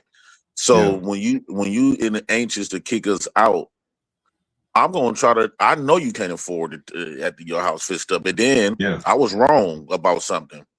The insurance will not pay if I could prove that you was negligent. Right. So by us having rats and stuff like that, then you will have to come out of your own pocket before you know your house will become condemned. Hell yeah. You're right. And so I'm not used to black men or ruling the show. So I had to bring you down a couple of notches. When we actually we ask for black people to fight to get in these high positions, but we don't ask y'all to get in these positions to act like white folks. And since you don't want to look after me and feel sorry for me, well, we got to bring you back down a couple notches. So I would love to see black landlords, and we see them all the time, and to go from owning a house to now they got the rent. Now they got the rent right along. Because y'all not used to being in control. JP, you know what I would say, man? Like, I think it's it's like what do you call it? Like is it the chicken or the egg? You know what I'm saying? I would bet you that most landlords, the black ones, I'm saying, or at least 20 years ago, I was saying, they probably was, willing to do favors for blacks. Hell, one of the reasons say I'm doing, favors to damn near every black person that rents from me. Most of them, as you say, don't pay on time. I ain't filing no evictions and shit like that on them. I don't check their credit. I don't charge deposits. I don't charge move-in fees. That's doing a hell of a lot. If they had to go find somewhere else, most of the time they go to motels. There's very few. No, like for an example, I know somebody. I got a job. I know people that can make fake high school diplomas. I know people that can make fake check studs, and I know people that can build my credit up illegally But ain't nobody. The landlord is not going to be digging into that all that other type of stuff. They're gonna But go what I'm in. They're saying, gonna search your credit score. but what I'm saying is that, like here in DC at least, and maybe I should pull up an apartment. You're gonna have to come up with, let's say the average apartment is $1,500. It's more than that probably. You're not gonna walk in for $1,500. You're gonna walk in. You're gonna need probably $3,000 to walk in the door. The average black in DC ain't got that shit. Even the educated ones ain't got it. Trust me on that. So that's why you see a lot of the working class blacks and see the Izzy bands and people want to criticize these people and say, oh, they just low class black, they this and that. A lot of these people are warehouse workers, CNAs, security guards. These are not, crackheads. Crackheads probably got the government, they living in shelters and stuff like that. These are just regular working class people. And, the blacks want to try to distinguish between the people that I rent to and themselves. Like Izzy loves to say, John only rents to crackheads. Like nobody even smokes crack anymore. He's trying to distinguish himself from other poor black people and say he's better than them. And John should rent to people. The lighter complected people are better than the dark skin ones. Well, they get put in a better position. But Izzy in this position is not, right? Like he's not rich, right? He's got to send out an application to a white man or a white company to say, hey, will you accept me for rent? Will you accept me for work? And while telling me don't invest in the black community. That's just, it just came off as weird to me, but a lot of blacks feel that way. And I'm going to show you something here. I think I have it on Twitter. I had to evict a white lady the other day. Oh, you evicted a white lady? Motherfucker, you going to jail. She had breast cancer too, right? She had breast cancer and everything. Let me show you how the place looked after I evicted her. Here's the video. And you got to see something very interesting here. I hope you can hear the volume. Yep. Listen. Here with another episode of Squatter Hunters. John got the squatter hunter. This is a white lady. She was squatting. She had a couple pets. As you can see, here's your dog food pail here. How do I get rid of the squatters? Let me show you. Yeah, we go back around here. You can see some of the dog food on the floor. Dog food on the floor. Generally, she kept the place pretty decent. I will say nothing's pretty much messed up here. Except for my lovely lamp. I hate she messed up my little lovely lamp right here. That thing is salvageable. And as you can see, what is so interesting, I never understood about these squatters. Why do they always break my toilets here? My toilet right there. Again, nothing. Again. Another episode of Squatter Hunters. John got the Squatter Hunter. Dog food, a couple pets. And there you go. John got Squatter Hunters. Yeah, so you know how you say you cut the water on and flood the places? Man, that's why I hit the water on their ass first. I hit that shit first. Ain't gonna be no water up in my house where you can flood me out. So that's why I was showing there, no water. But yeah, JP, back to the bigger point, man. I do think a lot of black people, what you were saying, like really resonated with me because you were like, John knows these things, and that's true. Man, I can show you pictures right now if I could pull up on my channel. A black guy didn't have the money to move, to pay the rent. Him and his girlfriend staying there. It's only $250, $275 a week. On the day he moved out, he kicks in all the bedroom doors. Why do that? Why do that? And then snatch the TVs off the wall. What are you gonna do with 3 TVs? Like, how much is a TV worth? Well, that when I was back in 2014, and they evict me from a place. I took their refrigerator, stove, Their washer and dryer. It's still on my record even to this day. But that's been 13 years ago. Yeah, because the motherfucker kicked me out after he done took my bitch. He gave my bitch a place. You remember? You don't remember Brian? Brian, you remember Brian?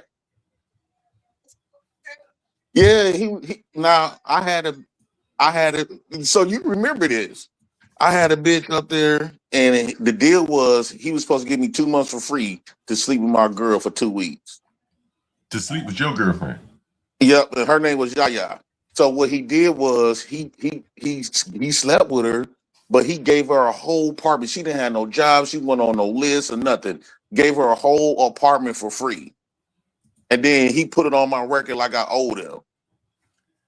Do you see like I'm curious to know, do you see how that like that behavior? Am I like, lying? Am I lying? Don't we have a landlord that do shit like that? In the projects. How many women that sold their booty for $25 to him? I haven't, but I know a lot of bitches that have. What color were they?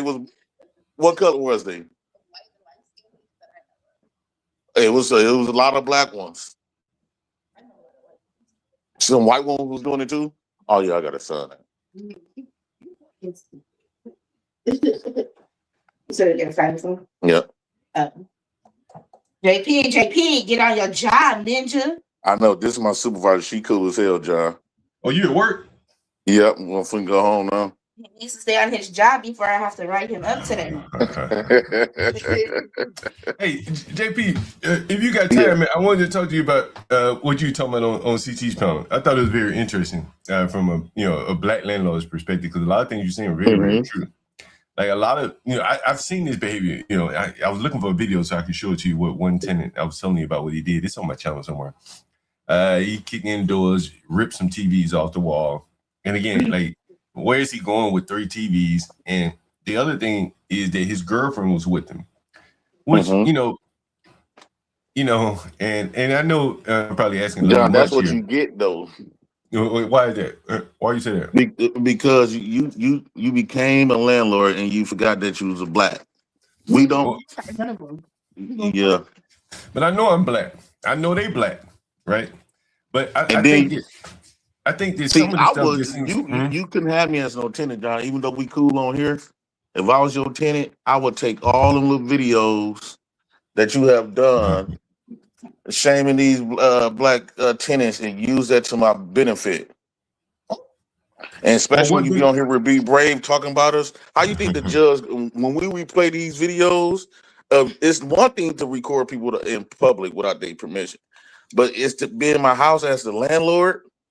You basically robbing, invading, and made the world look at it in a certain way. Well, I think that's where you're a little off. I'm in the common areas. We have cameras in the common areas. So you have no expectation of privacy in the kitchen, the living room. But showing my toilets with shit in it and stuff like that. Yeah, I would have made that. I would have finessed it real good. We have war when you take me in eviction court. Well, but see, we're not friends. And that's one of the interesting things. That's one of the interesting things. I was telling a guy, who was it? It was Chris Haskins. I was telling him, I was on the Chris Haskins show, and I was telling him, I said, man, if you go to court, you losing, bro. In the court. I don't go to court, man. Like, if you go to court, you're losing. You're losing right off the break, because by the time you get to court, you've been there 6 months or so. The tenant has been there at least 6 months. They could have been doing who knows what. And us Milwaukee people would have tore up your house, man. Yeah, trying to evict us. But that's the part. But that's the part that I wanted to get to. That I don't really. That's the part that I don't really understand. What makes blacks tear up something, even when it's really kind of their fault for not being able to pay the rent? Why do they want to tear it up? Because you forcing a group of people to take accountability, and that we not used to taking accountability of, like, because the government always bailed us out. And so when you get black people that get in those higher positions, we expect for you to have the same empathy and sympathy for us like the white folks do. So if white folks get to have sympathy for us, and you trying to buy in a house, that means you trying to put yourself in a position as powerful like the whites, but you don't have that long history of ruling shit. So we had to check you. And that was the We But have but to check you but and you make also you realize that you're not powerful because you the landlord. okay, I get that part. But you also said Huh? something. You also said Yeah, something. it's damn near hurt. But you also said something that was interesting. All right. You said that you know that most black landlords can't recover from that. Right. So and that check becomes like a permanent check, right? Like Mm-hmm. if you do that kind of damage to most landlords, it's ball game over for them. And there aren't many people lining up to take their place. And Right. I can imagine that there aren't many white people lining up to rent to black people either, unless they got a Section 8 voucher. So one person doing that probably hurts thousands of other blacks. It's like a mushroom effect. When you say that's fair? Yeah, that's why you got to negotiate. You can't sit up here and expect the same treatment that we could give white folks because you can't afford that. You don't have that respect like white people. So expecting your rent every month, you's a black landlord. You supposed to be willing and dealing, especially buying a house in the hood. You know damn well your mama and them, grandmama and them been in the same situation, and you trying to put yourself in a powerful position of people's lives. You got the will and deal. So if you know that, man, these niggas can possibly mess up. Yeah, I can evict him for $500 late, but by the time he get done with me, I will be coming out of thousands. So you got the will and deal. And the only people going to rent from your house is niggas, because your shit is in the hood. Yeah, I tell people that all the time. You know what's so interesting? I had my real estate agent up here a while back, and he's a black real estate agent, and he lives over here near me. And him and B Brave got in a little back and forth. But basically, he lies to potential buyers. And he said, and it happened next door to my neighbor. He told the guy who bought the house next door to me, "You'll be able to rent the house. Homeland Security is here. It's an up-and-coming neighborhood." In reality, no person is going to pay to live next door to me in the ghetto. Not somebody that works. Nobody's even going to buy it unless they have a Section 8 type voucher. And that's who he ended up selling it to, was someone on Section 8 that converted their voucher to a mortgage. But my bigger point is that the real estate agent who lied to the man and misrepresented the neighborhood, if he had just been straight with him and said, the only people going to rent over here is niggas, and you're not going to want to rent to them, the man probably would have never bought the house. Yeah, he would never bought it. He never would have bought it, right? He thought he was going to be able to rent it to white people that work in Homeland Security around the corner, but they're not going to live over here. And he was ignorant to that fact. And the real estate agent lied to him. And he went off to what the real estate agent said, and I have that clip on the channel. But I think a lot of people are naive to, living around blacks and then doing business with blacks. You have to really soft pedal with blacks because they do have that destructive nature in them to do some of the things that you mentioned. Because I've seen it. I've had it done to me. That's because we in an animalistic environment. There's no resources around in that neighborhood like that for real. And there is very little resources. And all of them fighting to get that one little resource. Like that's why they pay cheaper. Like jobs pay people cheaper in the ghettos because it's a bunch of them want the same job. Can you imagine you have a job that's $20 an hour, offering a job for $20 an hour? How many niggas in that neighborhood gonna want that job? So now he can lower that price and say, okay, I'm gonna pay y'all 10. Whereas if I go in a white neighborhood, I'm gonna get paid $20 for the same job. Hey, JP, here's a comment on the screen. Seven Seal said, when you wanted to move in, you were humble and made an agreement. Now I owe you something? Come on, JP. Oh, absolutely. Of course. That's our begging state, right? I'm trying to present myself and try to act white as possible, act like I'm this and that, just like the same way we go for a job. That's the hustle. And then once we finally get in, we in. You can't kick me out this motherfucker now. So you consider it like the way that you say blacks put on a face when they go to work. You're saying that's why we tend to send our women to do it. That's why most niggas will send their women, especially if they pretty, we let our girlfriends talk to the landlord. She'll tell you that she don't got no man, she's single and stuff. And most of y'all landlords be wanna fuck. Y'all gonna wanna you should have fat old ass and shit like that. Whole time, as soon as you give her the keys, you go popping up thinking you finna get some butt. And it's a bunch of us niggas coming out the damn bedroom. You can't kick us out then. Look at this video, JP. This is the black man, the violent black man that was being talked about on CT channel. In this video, he's going to be crying. And at one point, I don't know if he's lying or telling the truth, but he says he only has $80 between him and his girlfriend. Listen to this. Like, that don't make sense. Like, I don't know, man. Like, it's not like y'all got a budgeting problem. And I'm going to jump to right here. Right here, he's crying. He's crying. You can hear him. Listen. It don't seem like for 1 week. But this is what I'm saying. You got $70, right? 80. The lady got any money? No. So between the two of y'all, $80 and no food. No food. So this is what I'm saying. Like, that's too expensive for you. Where you staying is too expensive. If you miss one, see, he been crying. Paycheck, and you have nothing but $80 between the both of y'all. You need to move to a cheaper room. Don't you got a dog? How you gonna feed the dog the rest of the week? You got dog food? Yeah. So you got food for your dog, but not yourself. Like, think about what you're saying to me.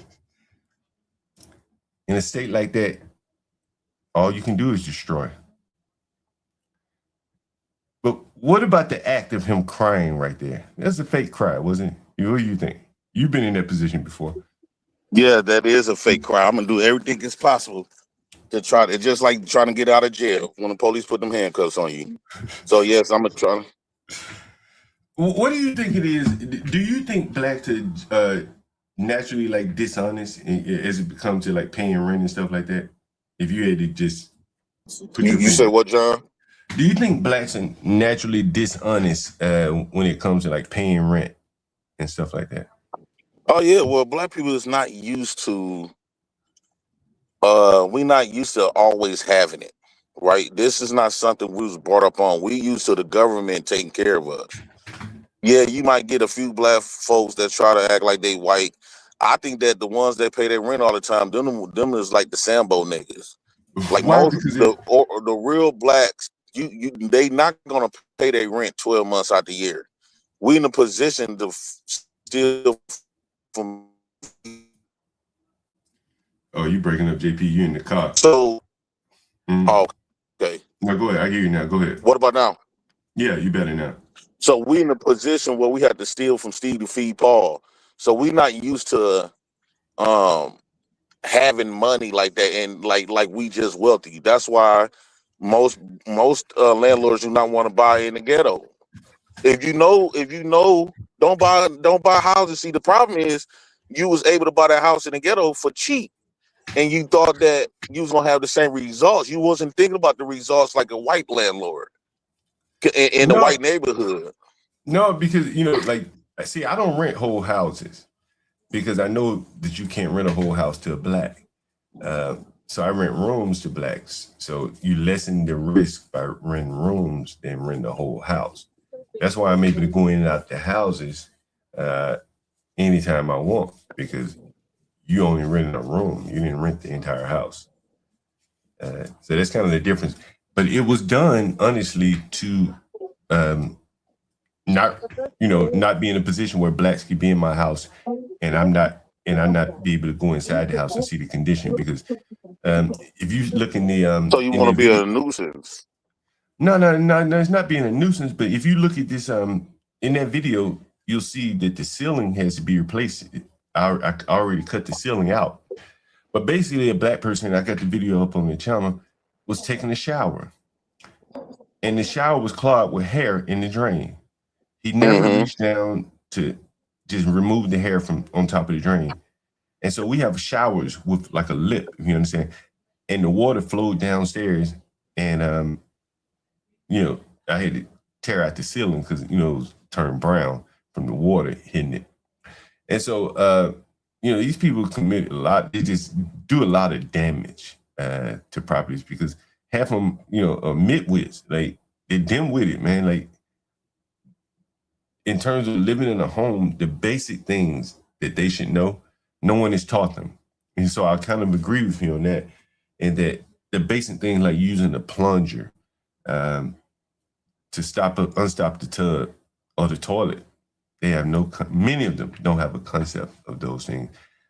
That's why I rent rooms, and that's why I maintain the common areas. So because the bathrooms in the kitchen are where a lot of damage can happen because there's water, so that's why I do it. Yeah.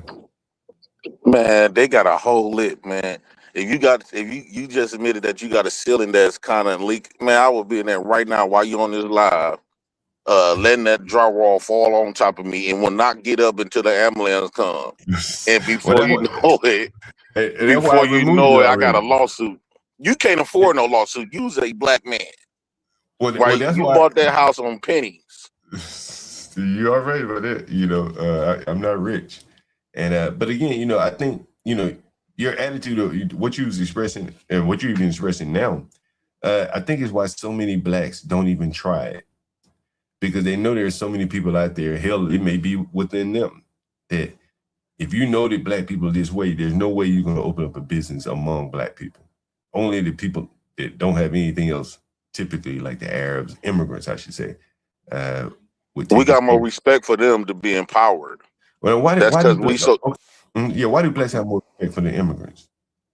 Or whites, because we used to them. We rather have somebody that we're not familiar with being power and ruling over us than our own, because we're gonna take an offense when you trying to, because we know you just two checks away from being in our position, and now you want to sit up here and pretend like you all of that, because put yourself in a step above us. Now you want to act like you one of the whites, or you one of the Asian people that actually got power.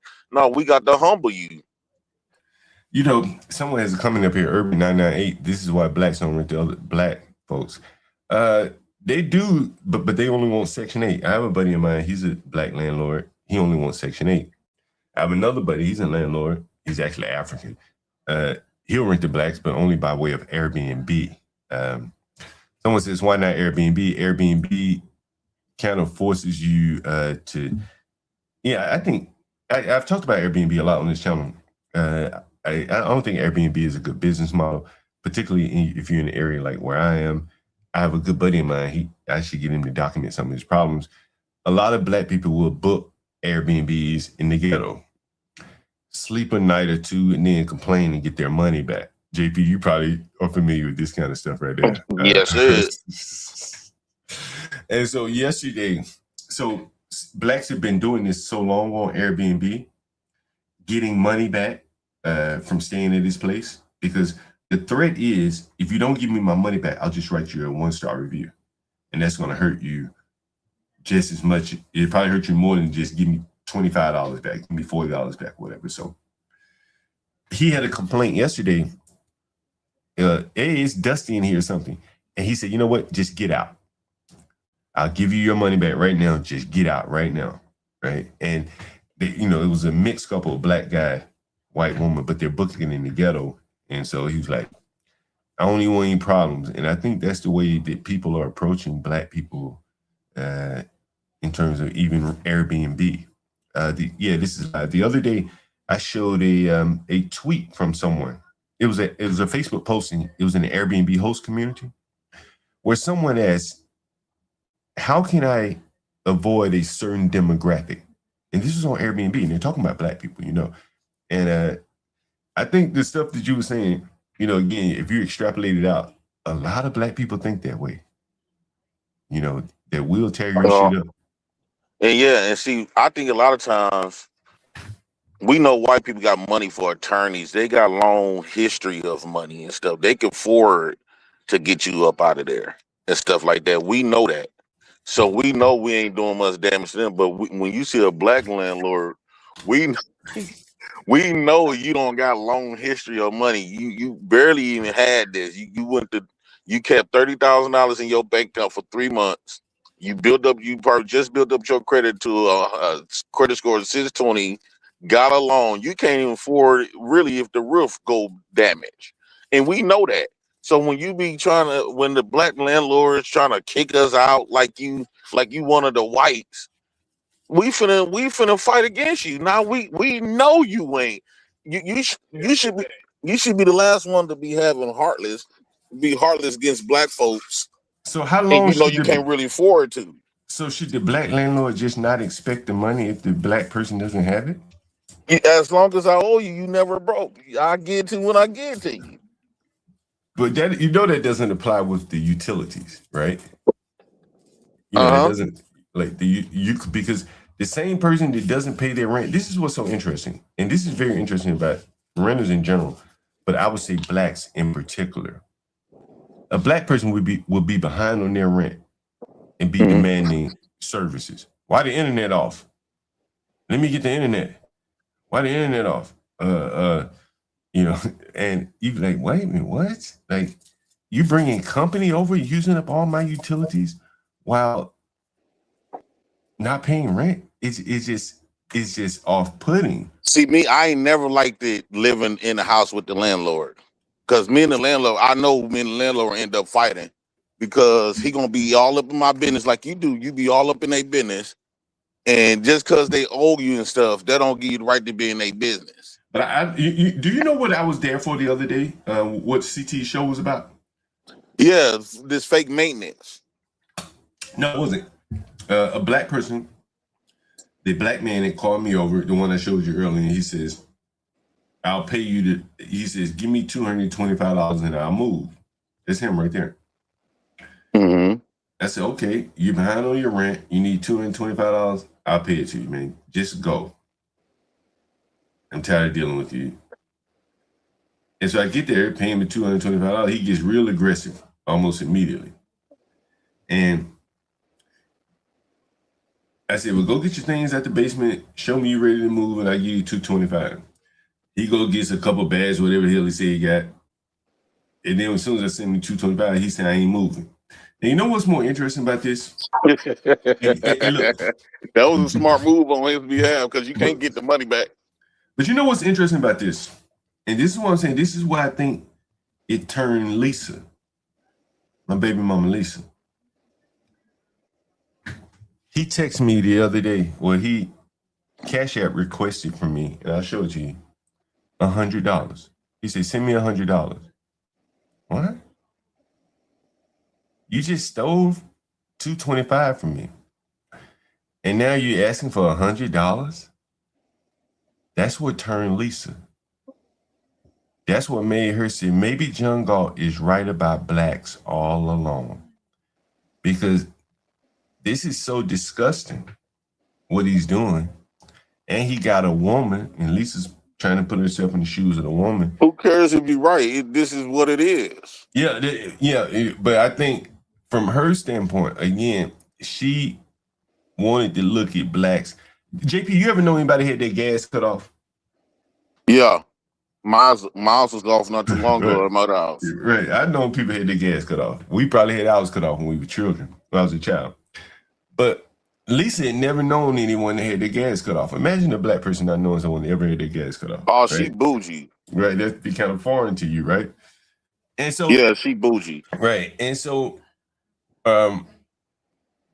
seeing this and it's happening, to her, she realized that, damn, these blacks really are destructive. Maybe John Galt is right. I can't believe he would ask you for $100 more after strong arm robbing you and getting violent with you and behaving the way he was. And so she's looking at it like, damn, like maybe John is right. And I think a lot of people, honestly, after watching you on CT, I think you turned a lot of people. I think you convinced a lot of people that these blacks that get up here trying to talk all proper and bougie with their fancy ass titles, they got a lot more in you than they want to admit. Would you agree with that?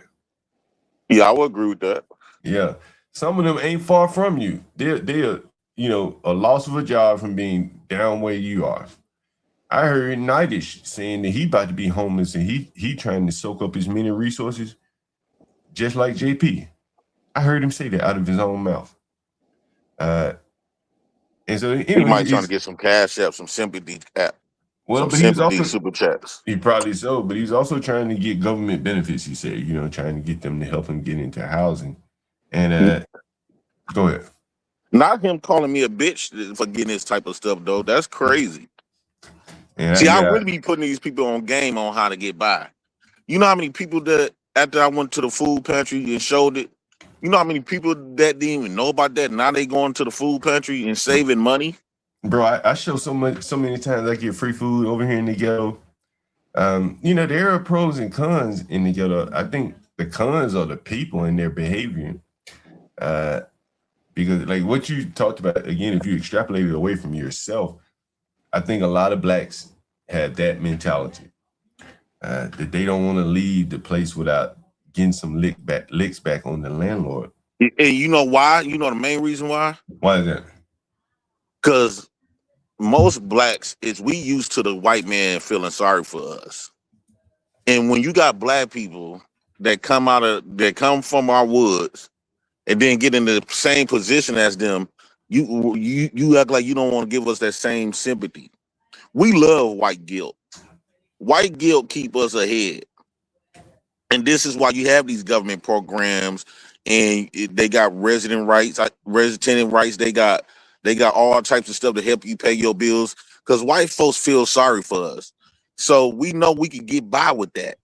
And then you got this old nigga sitting up here trying to cosplay as a white man by owning his own house and renting it. And you don't have none of that guilt. You know why you don't have that guilt? Because you know us, right? Yeah. And you know the plays that we be doing. So you want to be extra critical and not play dumb. We love for white people to play stupid. Well, we know white people are stupid we know they is dumb they dumb to the fact of our struggles and our game that we be running. And by you being a black man, you know we full of shit. So now you in this position, and now you really it feels like you attacking us. If I was him, I would feel like you attacking me. You know, he said that. He was saying that. He said, you talk to me like a dog. And I'm like, how did I talk to you like a dog? But I was talking to him about his priorities being upside down. He had food for the dog, but not food for himself. And he took that as me talking to him like a dog. So you're probably on to something like right there. Do you think that affects why blacks don't try to open up businesses in their own neighborhoods?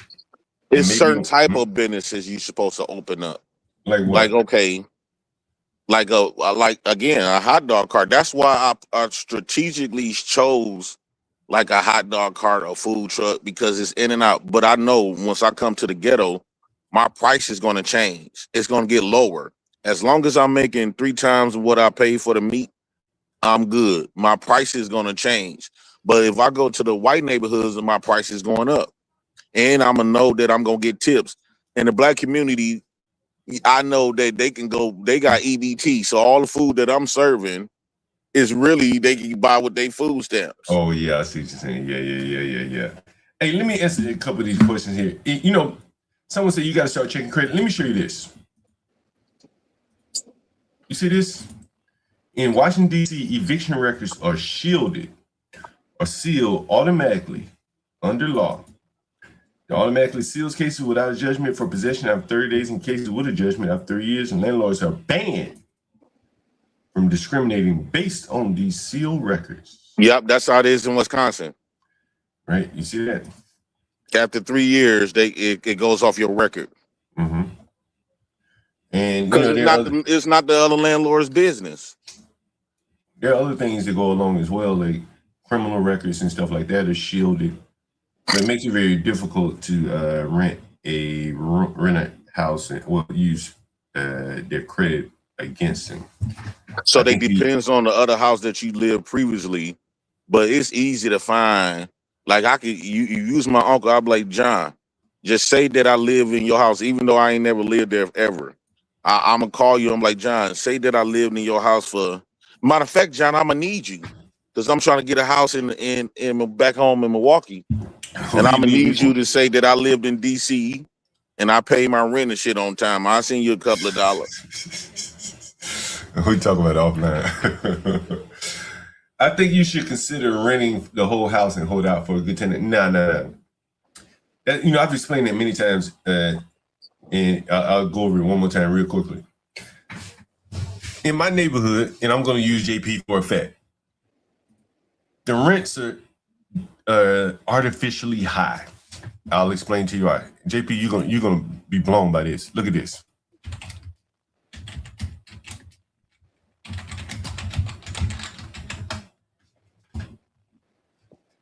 And I'm gonna have one question for you, JP, when I show you this, and for the audience as well.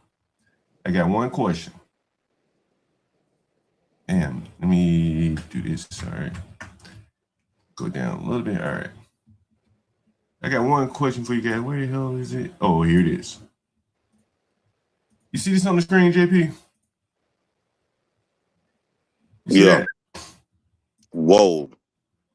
For a 4-bedroom house, the government in DC pays up to $6,200. See that? Yeah. How many blacks, these old smarty arty ass working class blacks, spend that much money on housing every month? How many blacks that jump up and down on these panels talk about how much money they got showing their keys and shit can pay that for a 4-bedroom? No. This is why black women choose the government over a nigga any day. You see that? So they, in my they neighborhood, can't afford that. So in my neighborhood, if you find a house and you want to renovate and rent it, you can get $6,200 guaranteed, or you can wheel and deal and take a chance on some black who works a job. You slip and fall, get in an argument at work, and now he can't pay anywhere near that, and you get nothing.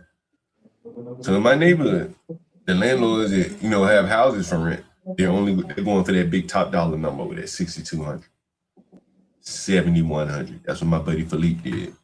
He wouldn't have rented his house to a regular black person if they offering him $1 million a month, because he knows at some point they're gonna stop paying. And he said, I could have gotten 62 from the government. So no regular class black. I'm gonna tell you another thing too, John. What you gonna be realizing too? Yeah, they got history for the tenants, but it's also history for the landlords.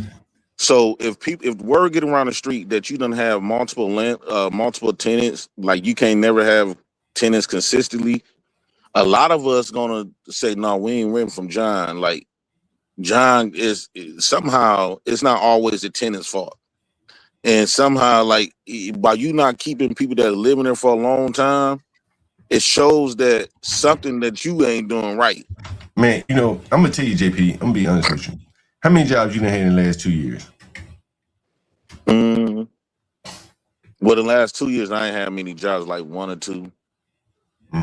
I haven't paid rent in a year and 12, in a year and like 2 months. I always use these churches to help me pay my rent. Right, but short of that, you've been in and out of work, right?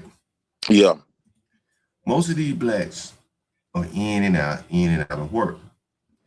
They're very rarely going to be able to find consistent work, which means that at some point, they're going to be fucked up. They're not going to be able to pay their rent. And that's, it's a cycle, man. It happens all the time. Down on the lower class, the blacks can't keep work consistently. Community advocates will pay your rent for 18 months. Yeah, and that's what I'm saying. Like, I had a black guy recently. He wanted me to take money from one of these community advocate groups. I don't take that money, and so he got angry. You don't. You wanted you're not no white landlord, John. Man, the reason why I don't take it because I don't want to deal with the government. Now I got to deal with the government. No, you're not dealing with the government. They just cutting you a check. They don't care what you do with the money.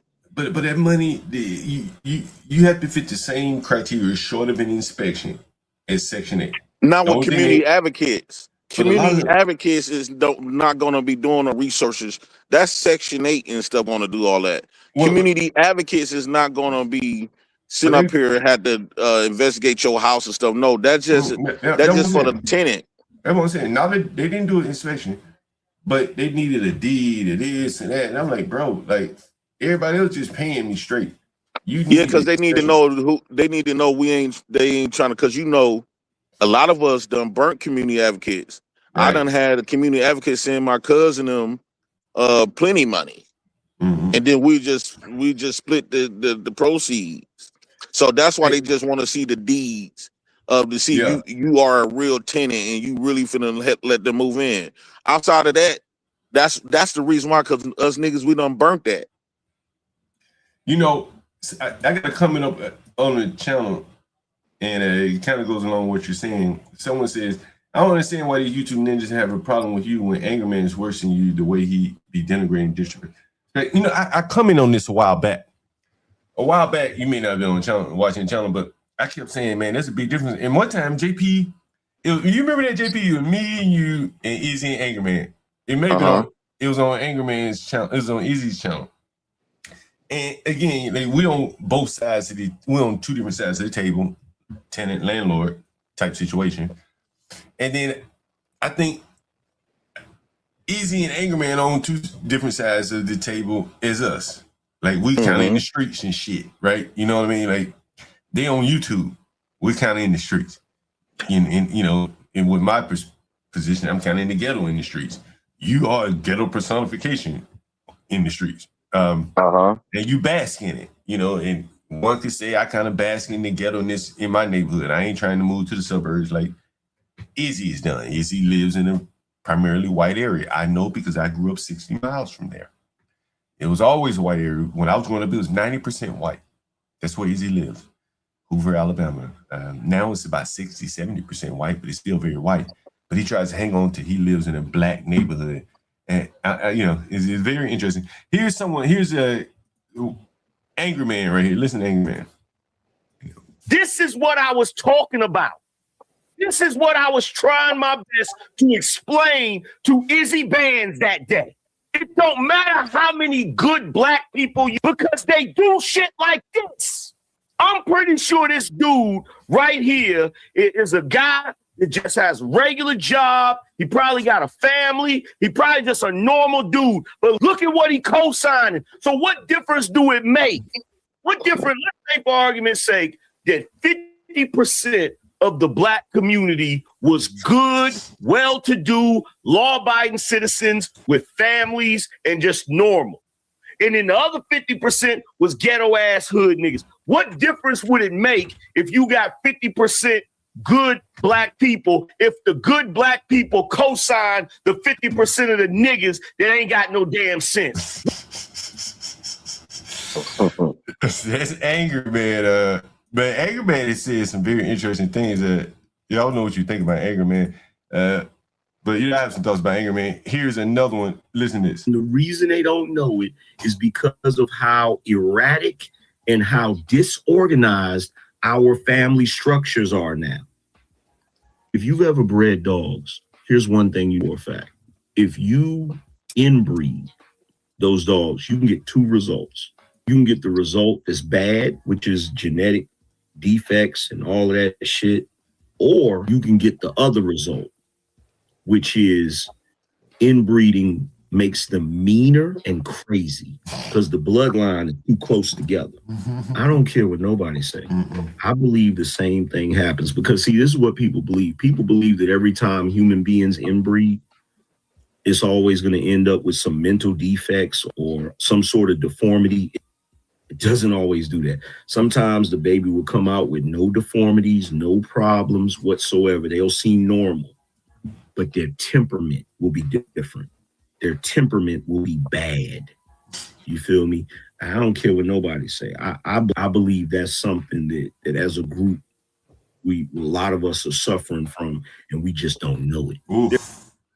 That's Anger Man saying blacks are suffering from inbreeding. He said their temperament is bad. You know, that's interesting. What is inbreeding? You know, like you having babies with. He went on to explain it. He said in his mind that Pookie is having a baby with Keisha, and then the baby, Pookie go away or whatever, and then the baby grow up and Pookie had a baby by Wynisha, and then their children get together and have a baby, that would be inbreeding. Was they related? Yeah, because he said they don't know who their mamas and daddies are. Right. That's Uh, what he my uncle's got babies with his first cousins and stuff, and the little dude them cool. Matter of fact, they more cooler than their other brothers and sisters. Their other brothers and sisters more wild. And that's And they don't got no deformities, and we don't got barely no people in our family with deformities. But what we do have a lot of, like I was considered to be Ritalin. I was on Ritalin. Back then it was ADD, attention deficit disorder, and I was getting like $573 check. But most black boys gonna get labeled as that. So, but temperaments, no, they just come from your environment. If you grew up in nothing but killers and drug dealers and poor and bro, John, by me living in this white city, I see the big difference. Even though this is like a poor white city, but they still have a lot of opportunities in this environment, to the point where, although this is a poor white city, but to us black folks, this is rich. Yeah. You know, Be Brave talks about that a lot. I'm looking for your comment. Yeah, I hope that's the one you want. Yeah, you know, Be Brave talks about that a lot. You know, I think, again, if you were over here in the ghetto, your food cart would have to operate a whole lot differently. Businesses have to operate a whole lot differently. And I think, you know, put a white person there. Black people only trust non-black people to buy from or to do business with. Like I always say, I compartmentalize black folks. That's the majority of us. We don't expect to see we don't want to see black people in a position of power or winning. So I'd rather, like, if y'all have a food truck, right? It's 4 food trucks. You got John, then you got a white woman, a white man, and an Asian man. Who you think I'm gonna go to? I'm gonna trust everybody else but you. Now I get what you're saying. I totally get what you're saying, because, you know, again, I have a lot of black tenants who work in the restaurants, and I get a chance to look behind the mirror, the curtain, to see how they live. And I'm like, oh my God, like, I'm not about to go eat at this restaurant with people that look like him, because I've seen so many of them live so filthy. We know how y'all live. We expect those people to live. Relentless say, JP, right, where do you get your facts logic from? Life, experience. Yeah. Now I get what you're saying. Witness. I was to that question. Yeah, JP, where you get your facts and logic from? Life, experience. I'm living it. Yeah, witnessing it. You know, I do think, you know, again, like what you were saying, you know, you making a lot of valid points. That's what you saw me coming in CT's chat. I said, yo, JP is right about that. You know, that a lot of black people, and you explained it, that they may not respect. You know what's interesting? I bought a apartment building years ago from a Jewish man over in the ghetto. I've shown it on the screen. And the Jewish man told me, like, these blacks ain't gonna respect you like they respected me. He told me that. You know, and I never forgot it. I'm like, what? See, I'm black. You know, what do you mean? And but you know, I don't know how they respect him or how they treated him, but I had a rough go of it. You know what I mean? I was able to make a go of it, but you know, it was rough. We start thinking that you better than us because when we see you, we see you as one of us. It's a crab in a barrel type of mind thing. Yeah. We see you as one of us.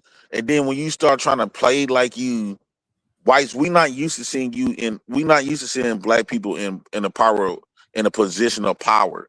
We more accustomed to white people. We only going to accept white people or other races of people that's in power. And I hate to say this, but if we need people to be in power over us, it has to be somebody outside of our race. Because the only thing we're going to do is destroy the black ones that come in and try to act like they get more power. We're going to destroy you. You know how many ways I came up by watching your video of how I could destroy you as a tenant? Like, and I know I can do that. Hey, shit, that's why I keep saying he's so right. You know what I'm saying? He's so right. That all it takes is the will to do it. And you know, they can be incredibly destructive. when you mentioned the water, I was like, yep, you know, that's one of the first things I do is cut the water off. You know, I was showing somebody here, look, I evicted a white lady yesterday, JP. I showed you this. I could bring raccoons into your house and everything. I don't think most people are going to go through that. But you know, don't you think that it would be better for all of the blacks if the blacks either paid their rent or just moved on, took the L and just moved on? No, I got to get my lick back. Black people, for us to be poor, we got a lot of ego. Now, when it comes to a white landlord, I won't do as much because I know white landlords got power. In terms of you making you face the consequences, I'm assuming you're talking about. And if you move from a white landlord, especially in the ghetto, they'll let you move back in. You be gone for a few months. I know I like to keep white people in my pocket. So I'm not gonna burn that bridge. Some of them I just hit it before the 5 days over with.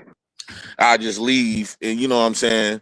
Because but a black person, I don't care to keep you in my pocket. I mean, the bridge to Black America for you, ain't there really nothing over here to keep in your pocket in a way? You don't. Black people don't got nothing. Like they ain't really running nothing. Right, so why keep them in your pocket? I totally get what you're saying. I don't agree with it, but I totally get the mindset because I'm over here all the time with these people. Black people is not given. They don't have this. When black people get money, especially the educated butlers, when they get money, they worse than white folks. It's almost like going to the court and you got a black judge or a black cop. They are 10 times worse than the whites. I'd rather be judged by a white person than a butler, hands down. I'd rather for a white cop, a racist white cop. I'd rather for a known racist white cop to pull me over than to have a black butler or a black mammy to get behind me. They are the worst. That's what against blacks. That's what happened with the boy in Memphis. He was attacked by blacks and beat up. Killed. He was killed. But you know what? You don't notice. You notice that you don't see white people because clearly we got black cops everywhere, right? How come white people is not calling police brutality on black cops? You know why? Because black cops know better not to. When black cops get this superior, they got this inferior racist. They have this race inferiority. So like that dude with with that boy got drowned. I forgot his name. That cop. What's that cop that's been interviewing the white boys? Nolan Wells. Yeah, the Nolan Wells case. What's that cop name? Tatum. You notice how, when the butlers get around white kids, they have this race inferiority. A lot of times when black people get around white folks, they can't even determine. They can't even determine who's the suspect, who's the witness, who's the victim. And so a lot of times black people feel so inferior around white folks like Tatum to the point where they take everything with a grain of salt. They not going to take it upon themselves to call no white people liars like they will black people. Tatum will be extra critical. If those was black boys and a white boy ended up drowning, Tatum would have had a very different approach. Well, he would have been trying to make them look guilty more than anything. Well, we'll never know though, right? Well, unless there's another case. I know a butler. I've been around them all my life. Tatum, how fragile he is. Like when I used to do security and stuff, it used to be when it came to white people, like we do security at the clubs, in the white clubs. All these black cops and stuff that was around, they did not pull over not one white drunk driver. And they've been drinking. But when you go to the ghetto, they up here waiting till some niggas get in their cars so they can pull them over, hit them with DUIs. Black cops know not to fuck with white folks. They know this. This is why you don't see white people complaining about police brutality coming from black people. It's coming from black law enforcement. But could it be that they behave better when they are encountered? It will get back to the point that you're making earlier. Once blacks are going to be held accountable for something, they start to rebel and start to get violent. whereas maybe white I people think white just, people have more power, and those black cops know that they got more power than them. 9 times out of 10, when a black cop goes to the white neighborhoods, a lot of them people be related to they partners and stuff. well, you probably don't want to beat up an affluent person of any race, and blacks may be giving whites the benefit of the doubt that when they pull over a white person, he is somebody. So you better, put kid gloves on. Black people don't view whites as criminals. They don't Well, view whites. It's easy to punk on niggas than it is to punk on anybody else. do you think blacks view each other as criminals?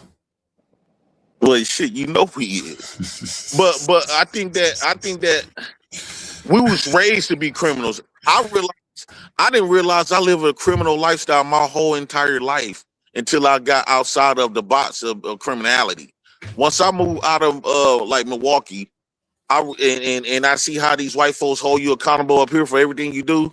I realized majority of people in Milwaukee will be cooked because we live a lawless lifestyle. Yeah, I've said that quite a bit. Yeah, when I first started on the streams, the blacks are more or less lawless. Yeah.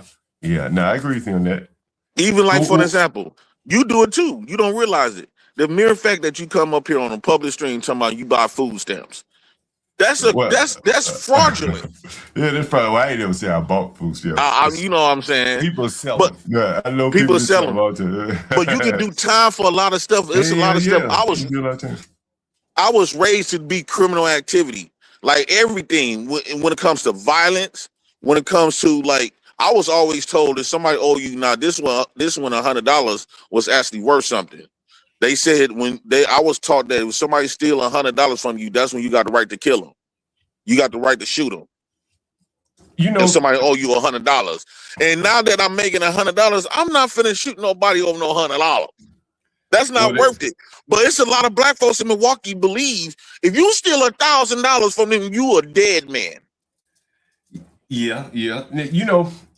One of the things that I found so interesting and fascinating is that, like, it seems to me that a lot of the working blacks are angrier than the non-working blacks.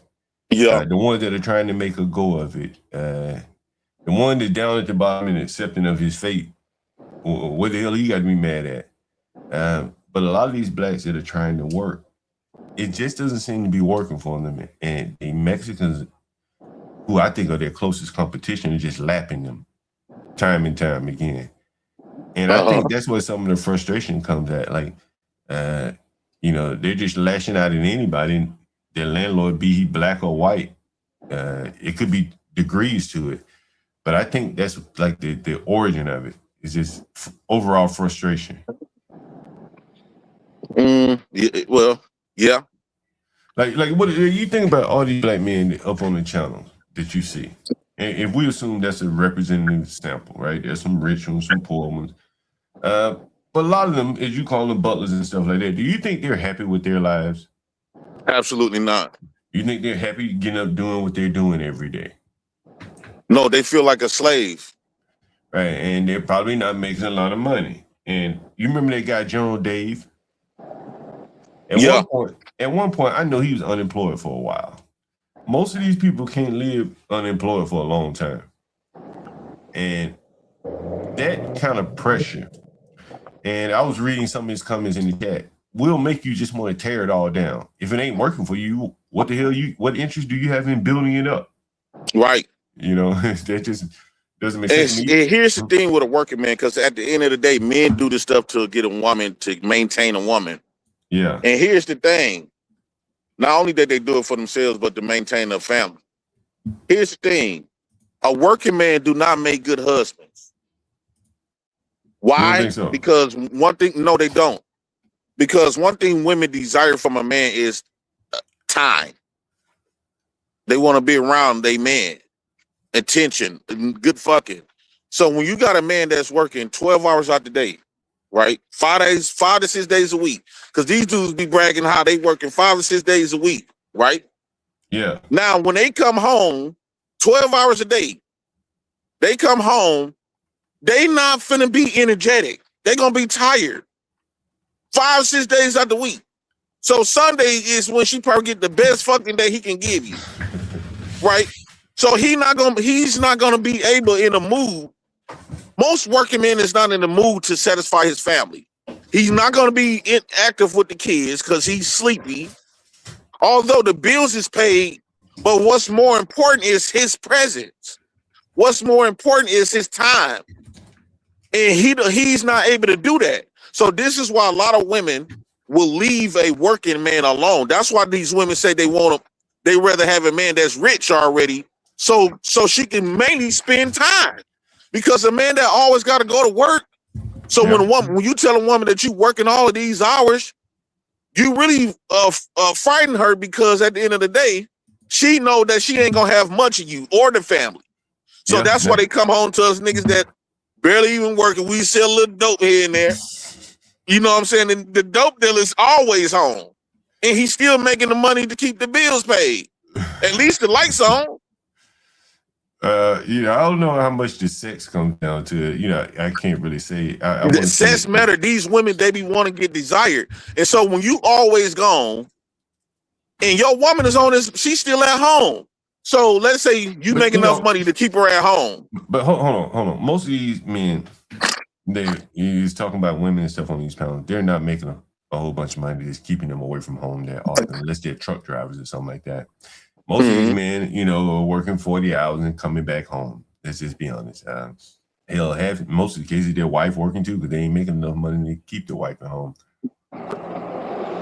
Yeah, but here's the thing. Once your girl at home dangling, she at home, she gonna go outside, she gonna sit on her porch, and now her neighborhood is more interested than you. You always going, hey John, you know how many men I knew that they always work, and they women always tell us when a man is at work and stuff. So we know your schedule. The whole block know your schedule.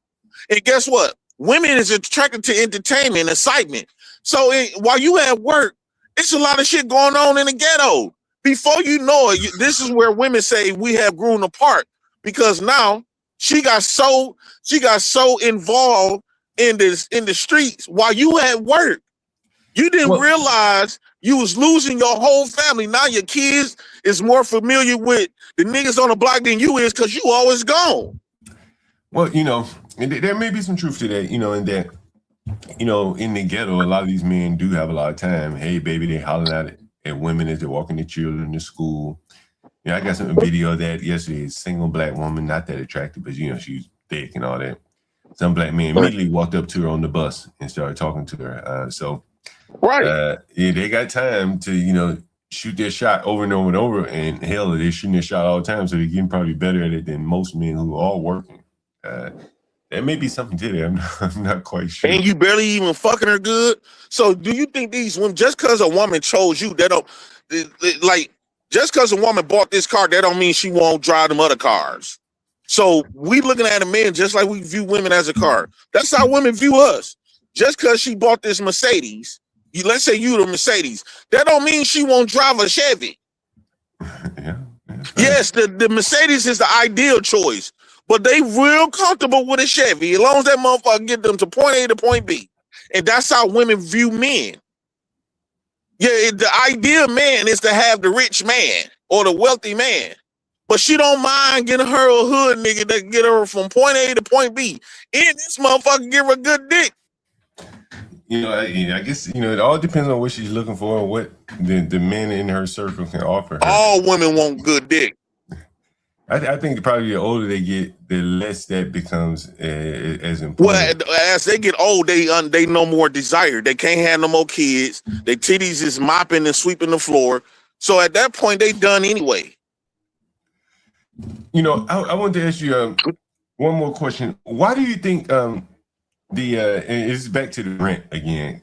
Because I found it very interesting what you were saying, because again, you really talked like you knew what you were talking about. We played the clips earlier, and I just I just don't understand it. I guess the destruction. I had a black man recently couldn't pay his rent, and he attacked an old man in the house with him, and then he just lashed out at the microwave.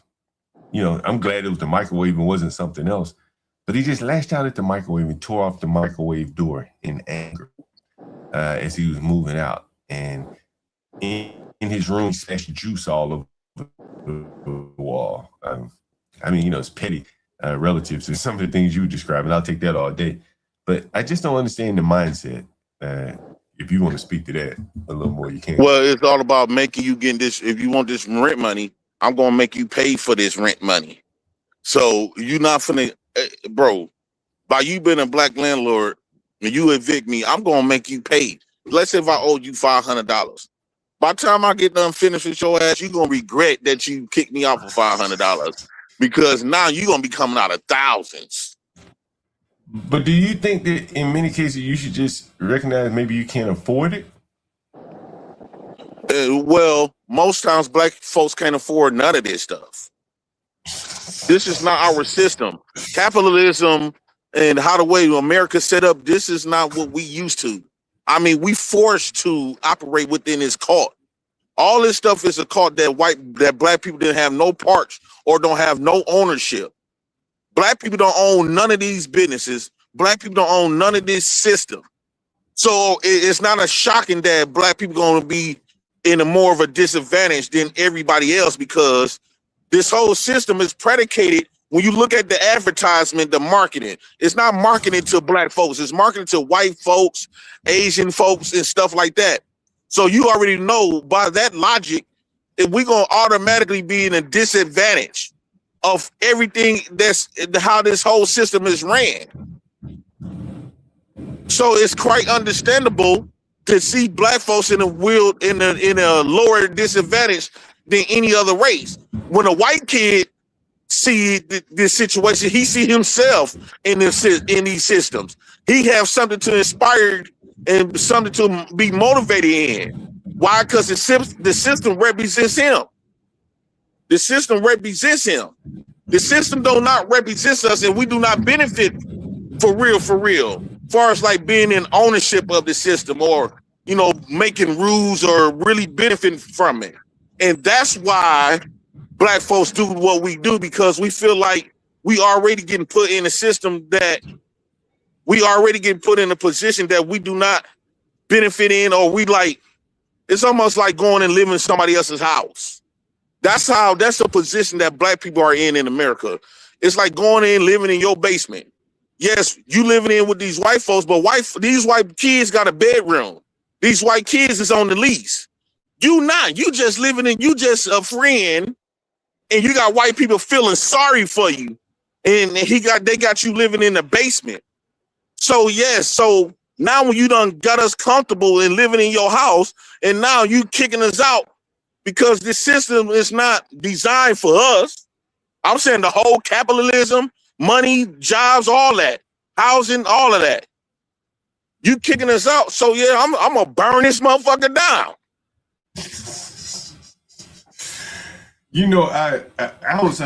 I was putting together a video. I'm hoping I can play some of it. It was some interviews that we've and street interviews that we've had over a couple of years, yeah, and they all kind of added up to more or less what you were saying. If you really look at it at a high level, the black men and black women are so unable to forge relationships, so they can't really put their heads together to pay bills. They're trying to do it separately in a very expensive area, like DC or New York or something like that, and it's just not working. And so one of the clips, man, I really wanted to show it to you. Let me see if I can find it. Let me see if I it was what was that? I would not want black people. Security boss told us that in Africa, there's no welfare system. You have to work and pay for everything you get. There's no welfare system. So I think that us black folks need to be careful of trying to get black men to lead. Black men don't have that long guilt trip. They don't have that guilt because they want to prove that they ain't stupid and that you ain't running no game on them. They ain't gonna let you off. They don't. I already continue to let the white man rule over us, rule over me, because at least it comes with some type of sympathy. Hold on, my bad, JP. I got something playing in the background. Let me stop this. Hold on. Shit. How do I stop this? Give me a second. Yeah, damn. Hey, damn. Hold on, JP. Keep talking, JP. I can't stop this shit. Give me a second. Yes. So I would not want black people to lead us and stuff like that. In Africa, no welfare system. Oh, you keep talking, No. JP. I got something playing, man. Yeah, I can't stop this shit. I got you. No welfare system at all. Can you? Yeah, I can hear you. I can hear you. No welfare system at all in Africa. Okay. I'd rather have the white man rule over me. I would not want to follow North Africa. That's why I'm not moving to Africa. That was a deal breaker when she said it ain't no welfare. I disagree with me. I don't know. Huh? And then she said you go to the hospital. That was a deal breaker. Can you hear me, JP? Yes, I can hear you. When you go to the hospital, you got to pay for your shit. Yeah. You go to... Man, hell no, that's a deal breaker. I get special treatment by being broke. JP, I want to play a couple videos. I want to get your comment on this. I titled this. What did I title this? Or I'm going to title this. Let me see if I can show you what the title would be. Here is. I do want to get your comment on some of this, JP. It hits right in line with some of the things you talk about. Let's see. What would the title of this be? I forget what it would be. Is it here? Oh, yeah. Here it is. All right. Damn, if I show it to you, let me see. The title would be of this video, The Black Woman's Plight, JP. I want you to listen to some of this. Let me know if you can hear it. Can you hear that? All right. Nope. Can you hear it? Let me know if you can hear that. You can't hear that? Let me... Can you hear that? Nope. Sometimes StreamYard doesn't work. Hey, audience in the chat, let me know if you can hear this.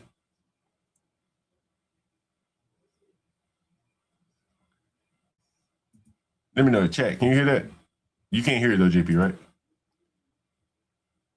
You on mute, JP. Let me try it one more time, and if it doesn't work this time, then we'll just say hell with it. All right. Damn, let me make sure I did this. But this is a couple interviews that we've had on the stream over the years. Is this? Okay. All right. Okay. I know they didn't do right. All right. All right. Got it. All right. Here are a couple interviews. I want you tell me when to stop, JP. A pattern that I've seen over the last couple of years. Let me know if you can hear it. Can you hear that? Yeah, I can hear it now. Let me know if you can hear this. These phone calls, these streaming interviews. I hope you enjoy. Take a listen.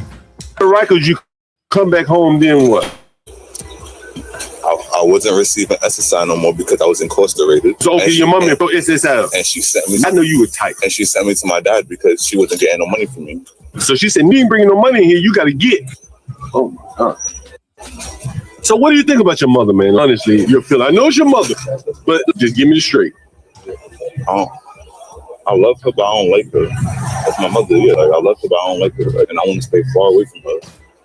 Well, what do you think about the nigga she with? I don't like him either. Why you don't like him? He's supposed to be a pastor.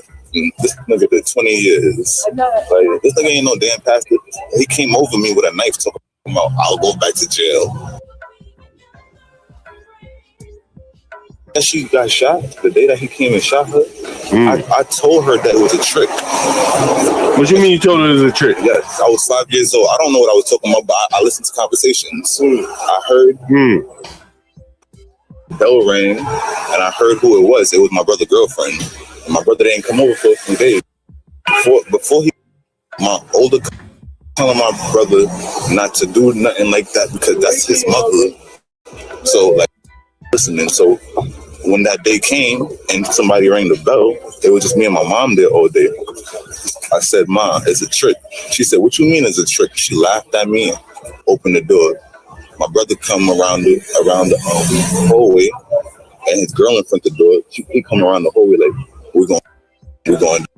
Woke me and my mom inside my room, inside my bedroom. I walked out. I said, "Nigga, you bugging the fuck out."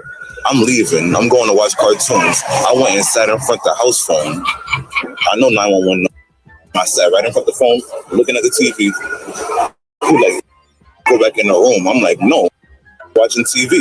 You think he was gonna kill you too? No. I know he wasn't. Why he wanted you to go back in? Because he gonna kill you. He probably was, but he wasn't going to do it right there while I was in front of the phone. And then, but if you're going back in that room, you think he would have killed you? Probably. Why? I don't know. I was 5. I don't know. I don't believe in none of that. But I don't know. My mother ran out my room, tried to run to the front door, and he turned around, saw her. He pushed 3 shots. Boom, boom. Yeah. And where was that? In Texas. How the hell did your father end up in Texas? My dad lived in Texas with my. Yo, is that not a crazy story, JP? That's just one of the many crazy stories we had on the channel. Yeah, a lot of times women pick security guards. So basically, when she see a nigga that's willing to get down, you know, she gonna keep that man around. If he can, you know, now if the son would have whooped his ass, oh, he would have been gone. But oh, here goes some more benefits calling. How long was?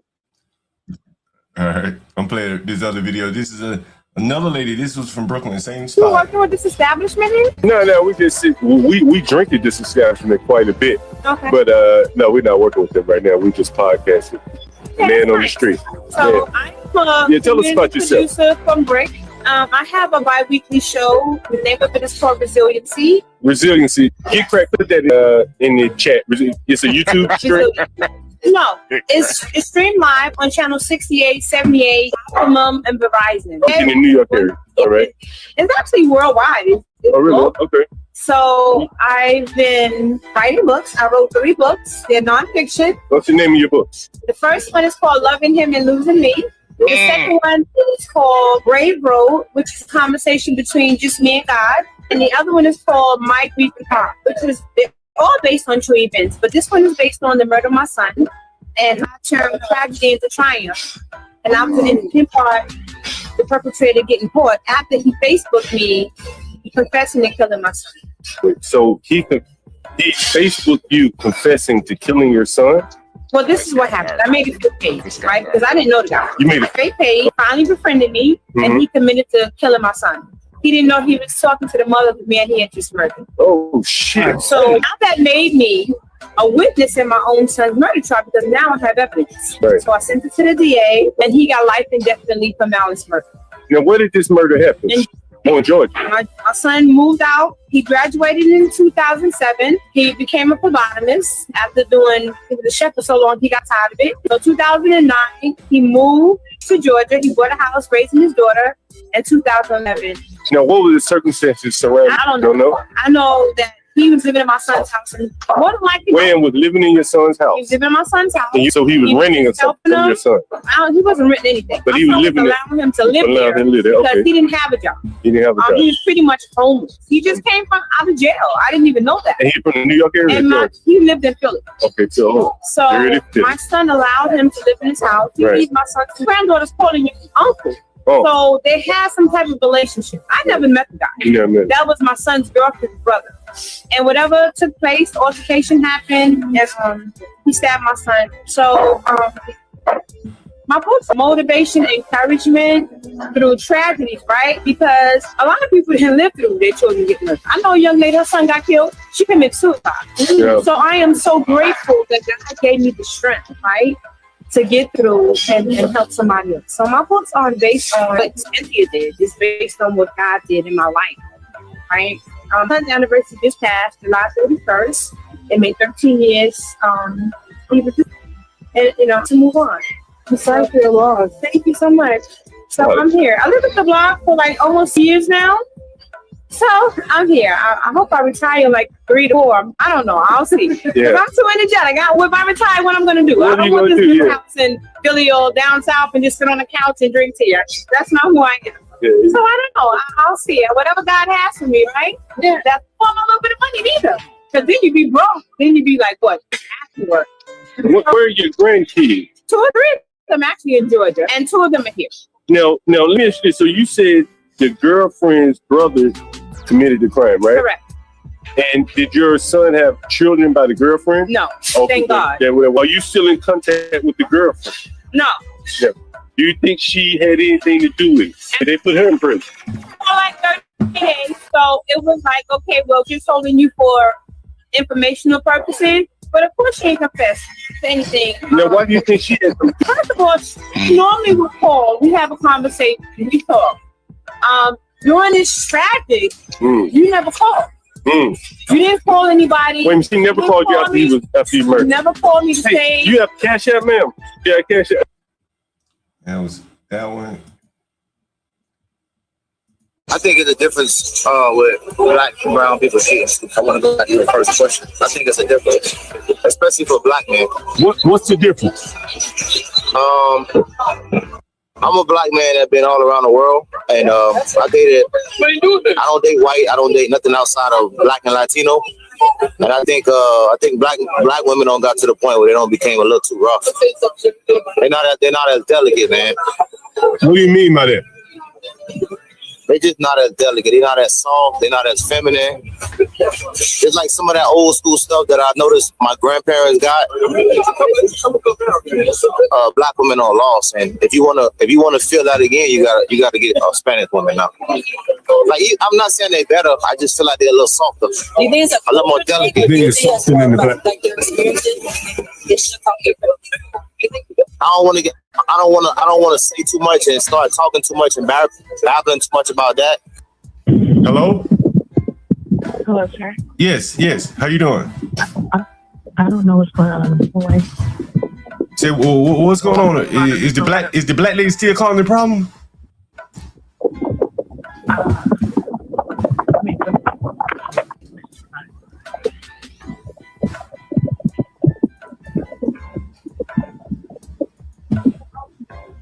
I don't know. I guess she's at her room yelling or something, but it was a lot of noise in the hallway. I just opened up the door, and I guess I saw one of the tenants coming out of the room next beside me. And what are they yelling and screaming about? I'm not sure. I don't know. Oh, Jesus Christ! And what did she say to you? What did she say? Something about you being Spanish or something? What that had to do with anything? So basically, I said, "Did you call the paramedics?" And she said, "Bitch, why would I do that?" And I'm like, "I don't know, but somebody called." And I'm like, "Never mind, I'll tell them to leave," because at that point, I told them to come in the house because I'm like, if I didn't call, there's other people that live here. Right. So they were in the house, and then she looked down the stairs and she was like, what did she say? She said something about, why would I call them? Something, I'm not a crackhead or some shit. Oh. And then after that, she was talking to some guy, and I was coming up the steps, and she was like, all these Migos, she was like, something about all these Migos are in the house, or why did he let a Migo move in or some shit. And yeah. But are you visibly Spanish? Hispanic or whatever? Oh, you kind of tell? Yeah. Okay. Yeah. Damn. Yeah. And I'm the only one in here. Yeah. I guess is her hair short or something? Cause a lot of these black women be very jealous of like people with long hair. Is your hair long or something? Yeah, the hair that I have in my hair is long. Yeah. Oh shit! And her hair, I guess, when is short. When you come, you'll see what I'm talking about. And so her hair is short, I guess. Yeah. And you said she kind of ugly. Yeah. Well, not kind of. Yeah, definitely to me. Yeah. I know it's. I mean, that's the way it is. I didn't do anything. Yeah, that's the way it is. These ugly black women are very, very angry, and so that's probably kind of what led to all this. So it's good she's probably gone because of that. It was like December, January, I started having real bad anxiety. Yeah. I fell asleep and I woke up and thought I was on a plane. Are you serious? I woke up and I was in the chair like, where am I? And it's like, prepare for flight. I'm like, what? Yeah. And I freaked out in my sleep. Are you married or anything? No. You have any children? Yes. How many children do you have? I have 4 minus 1. one. Okay, 4 months, one passed or something. Yes. Like that, what you mean? Okay. Okay, sorry to hear that. How old was he when he passed? 33. Oh, okay. He's getting up in the age. So it wasn't like some childhood defect. I'm assuming, right? He was perfectly healthy. Good kid, didn't smoke cigarettes, didn't drink, didn't do none of these crazy drugs, pop pills, none of that. Right. He only smoked weed. And I was told that he was found unresponsive in his daughter's mother's house. Yeah. About 7. I got the news about 8 o'clock. And they don't know what happened to him. The last thing they see him doing was smoking a blunt. And I'm wondering why my son is not here, because weed ain't never killed anybody. Do you think the woman had something to do with it? I surely do. You do? I don't think that she probably took on the. Yeah. And my son died at May 22. He's going to be away in Jersey and towards funeral expenses or anything. You could sell me. Jeez. So she could get the operation if she. Oh, she got the operation? No, she needs to get the operation. Dang, 600 pounds. Jeez, great. I don't know. Ask him, what did he see in her? My son, from young, since he was a teenager, he always liked big girls. Did he? I don't know why. Yeah. And then he always used to bring them to my house, bring a big girl to my house. And I used to tell him, bring a big girl that can feed us. Because I can't feed you, her, me, and your brother. Yeah. I don't have, my budget doesn't go that far. Yeah. So I was like, what do they eat though? What is the woman that weighs 600 pounds eat? everything. The fuck? Have you ever seen her eat though? No, but he told me. Right now, how about the sister gals? Oh, for Christ's sake, spit it out. Just answer that question. Come on. Right, come on, man. We on the stream, man. Come on, you have to spit it out. Listen, put it like that. How can I say this, man? Come on. It's been a minute since I dated this. You heard that? Wait a minute. Now, hold on. It's been a minute since you dated a sister gal. Is that what you're saying? Yeah. Now, why is that? Hours with no money, she ain't wait a minute. Well, why is that? Is it because of the money that you make or the lack thereof? I really don't. To me, I mean, I can care less. But the women he's with are pretty. Right. Come on, Brave. I'm trying to get a clear answer here. Give me the answer. Come on. All right, just spit it out. Come on. Damn. Yeah, you can say it. Yeah. What's the reason why you haven't dated a sister gal in a while? Because their preferences is not me, man. 9 times out of 10, I'm not the main preference for a black chick. And so I don't waste their time or my time making them believe that they can have me when 9 times out of 10 I'm probably not the guy for you. You know what I'm saying? I could be a brother.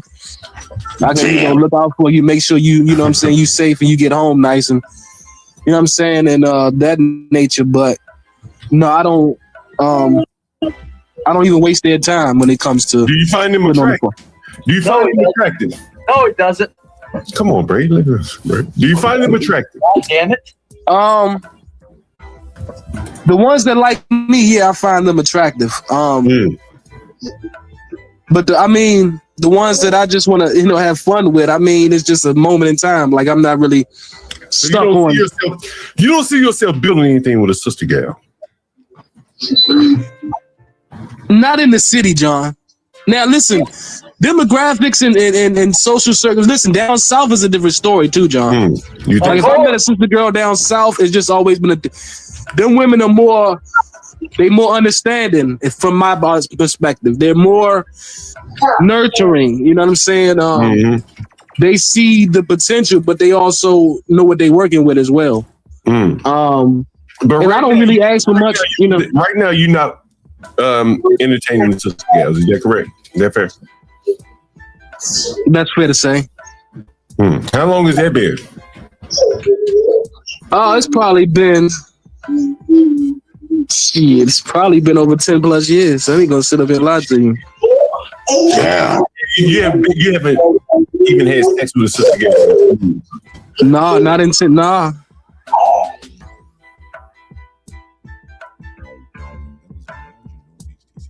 Yeah. Yeah. The volume a little low.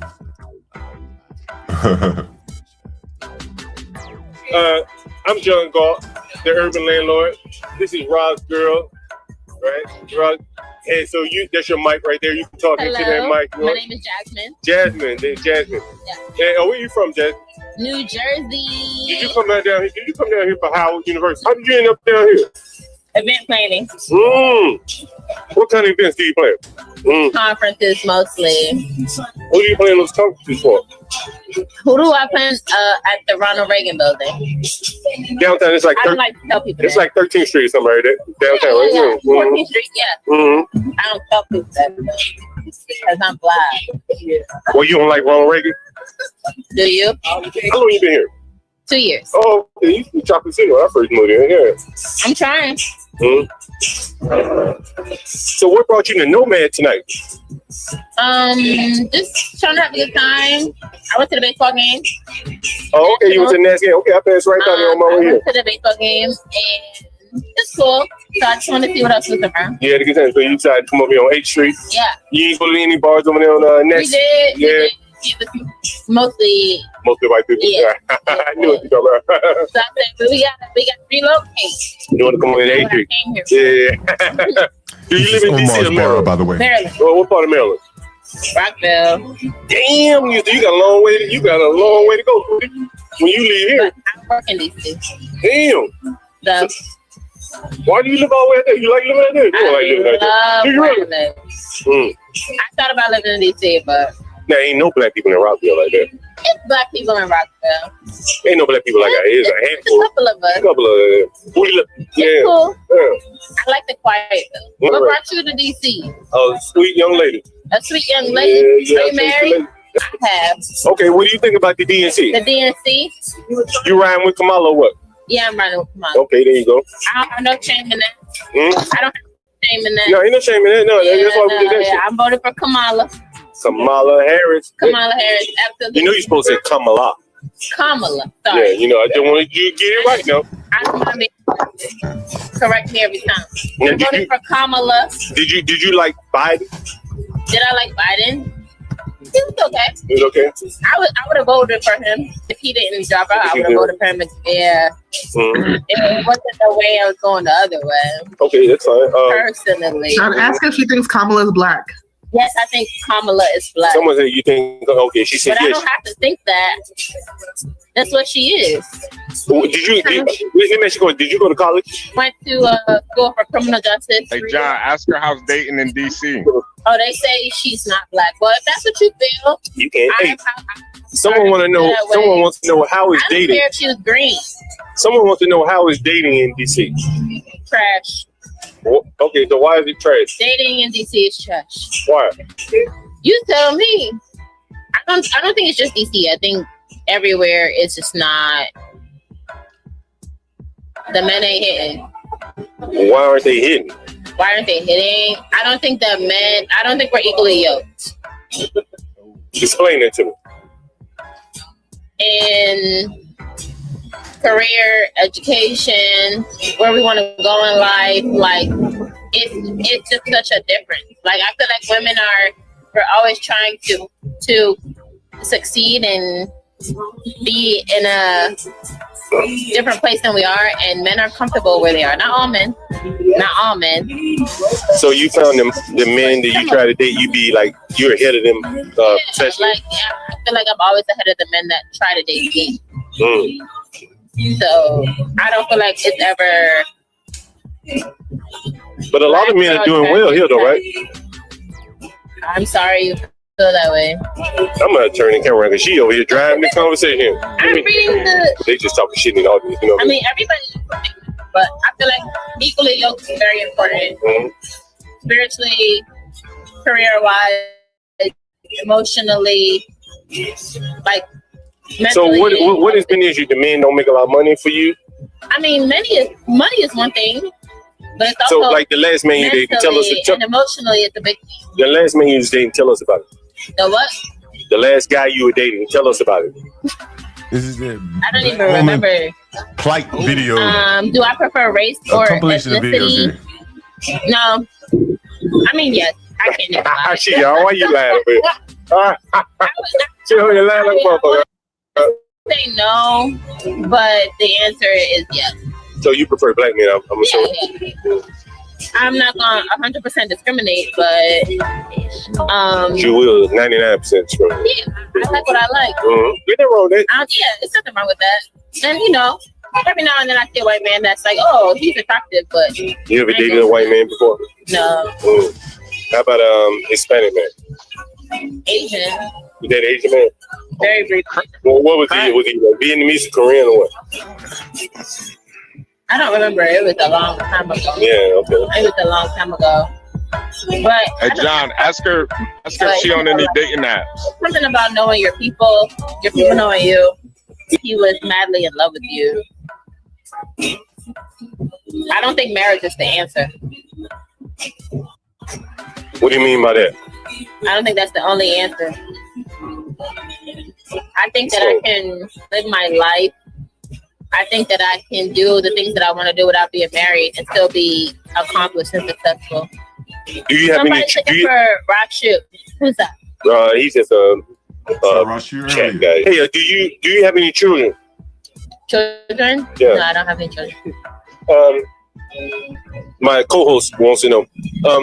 What do you think is the drop dead date? What do I think is what? What do you think is the drop dead date, excluding health? Mm-hmm. Right. So a woman is healthy. There's no problem. Mm-hmm. What is the last date you think would be acceptable for her to get an abortion? Oh, Like 3 weeks, 3 months, 6 I'm months? not a doctor. I don't But, know. you know, Yeah, but I don't, So I don't what do you know think? what's safe. But every pregnant woman looks different. Okay. Like, so, And I've never but heard- you know, in 9 months, they all about look the same. In 9 months, they all about look the same. No, they don't look the same. Okay. Do you think it'll be okay to have an abortion in 9 months? How much do you pay in rent out there in Rockville? People want to know, like, what's it? 1,900? Damn. And, damn, this in Rockville? You must have a house. Pretty good. You're supposed to. You have a house? I do not have What a house. What do you have in Rockville? Apartment. Get the fuck. You must be 3 bedroom, 2 bedroom. Well, what do you got for? Y'all, please don't tell me you got 1 bedroom in Rockville. Because if you do, I'm going to. I'm the urban landlord. Nothing for 1 bedroom. Let me get my computer turned around and raise my prices right now. Yeah, I'm way past 19. 1,900 for 1 bedroom. Yeah. What's your salary like? What's my salary? Well, you know, people want to know, like, you Who know, wants to know? Yeah. like most people I don't. didn't see that question in the chat. No, I got my guy AC in my ear. Oh, in your ear. Yeah, so most people aren't from DC, and they're really curious, like, how the hell you pay $1,900 a month in rent? Rockville. Rockville, Somebody $1,900. said that's cheap for Rockville. That's cheap. My 2 mortgages aren't even 1,900. Oh, damn. I'm not turning the computer around. Yeah. So how do you pay $1,900? By the grace of God, I paid 1,900. It wasn't like that when I first moved. It was like I was paying like $1,650. $1,650 And then moved up. 2 years ago when you first moved in. And now I'm at 1,900. I'm not hitting it yet, but it's very close. You're like 1,850, something like that. 1,880. 1,880 Yeah. for 1 bedroom. And that's not including my other bills. So do you pay utilities there? That's like parking and utilities, some utilities. But then You have to pay some utilities. You got your electric, you got your Wi-Fi. I'm well over that. You're well over 2,000 in I'm probably yeah. damn, that's amazing. Yeah. Damn, that's amazing. Wow. So, close to a K, 100,000. You making this? Did somebody ask you your salary? So you're close to 100,000. Okay. So she doesn't even make 100,000. Okay. That's pretty good. That's pretty. How old are you, by the way? I am 29. Damn, this is a good salary for a 29-year-old young lady. Thank you. Yeah, that's very good. Thank You're doing very well for yourself. It don't feel like enough. It never does. It never does, right? Like that's a shame. It never does, right? I'm making. I feel like decent money, and it still don't feel like enough. Have you ever thought about getting a roommate? I don't want a roommate. Why not? Why would I? Like, we got one more lady lined up. She ready. She ready to hop on set Emerson. No, no pets, no children, no man. And when was the last time you had a man, by the way? Like 2 years ago. 2 years ago? Why would I want a man? You tell us. Why would you want a man? Why do y'all want a man? Tell me. Please Please convince me to get one. I say, please convince you to get a man. They want you to have a man. My parents don't help me. No, your parents don't help you? I try. No, I do need them to help me, but they don't. Why John, before she leaves, have her leave her Instagram or whatever she wants to. Hey, they want to know if you got social media, anything. You want to leave your Instagram? You want to pump your Instagram? Oh, she said she loved having a man. You might have a good man. They're not all good. You want to pump your social media, anything? Huh? Jasmine Pearl. Jasmine Pearl, what is it? Instagram? It's my Instagram. Okay, Jasmine Pearl. Jasmine with E at the end? Jasmine with an E at the end. They want to know what. Portia said having a man is a good thing. My co-host want to know: are you into the women too? You ever been in the women? Hey, have you ever been into women? Okay, thank you. That's me. Have you ever been into women? Women, I love women. Have you ever been with a woman before? Not romantically, no. Rock your over your laugh. You wish you were with a woman? What? I feel like my dating life would be a little bit more interesting if I dated women. In what way? I have this strong connection to foundational Black African American men. However, they do not have the strong connection to me. Who do you think they have the connection to? They have a strong connection to an ideal. What you mean? They want somebody who is quote unquote, they want somebody like their grandmother. Let's be real. Grandmother foundational, ain't she? Yeah, she may be a foundational, but she was a foundational without rights. I'm not one who without rights. Oh, you got your voice. You got your voice. You know, I'm the one who the grandmother told me what my rights were. You like what they call that shit? Harris. What did they say? No. So do you think that Harris? That you're like Harriet told me? Would you define yourself as an independent woman? I wouldn't even want to say independent. I'm forced to be independent. I don't want to be. I don't want to be.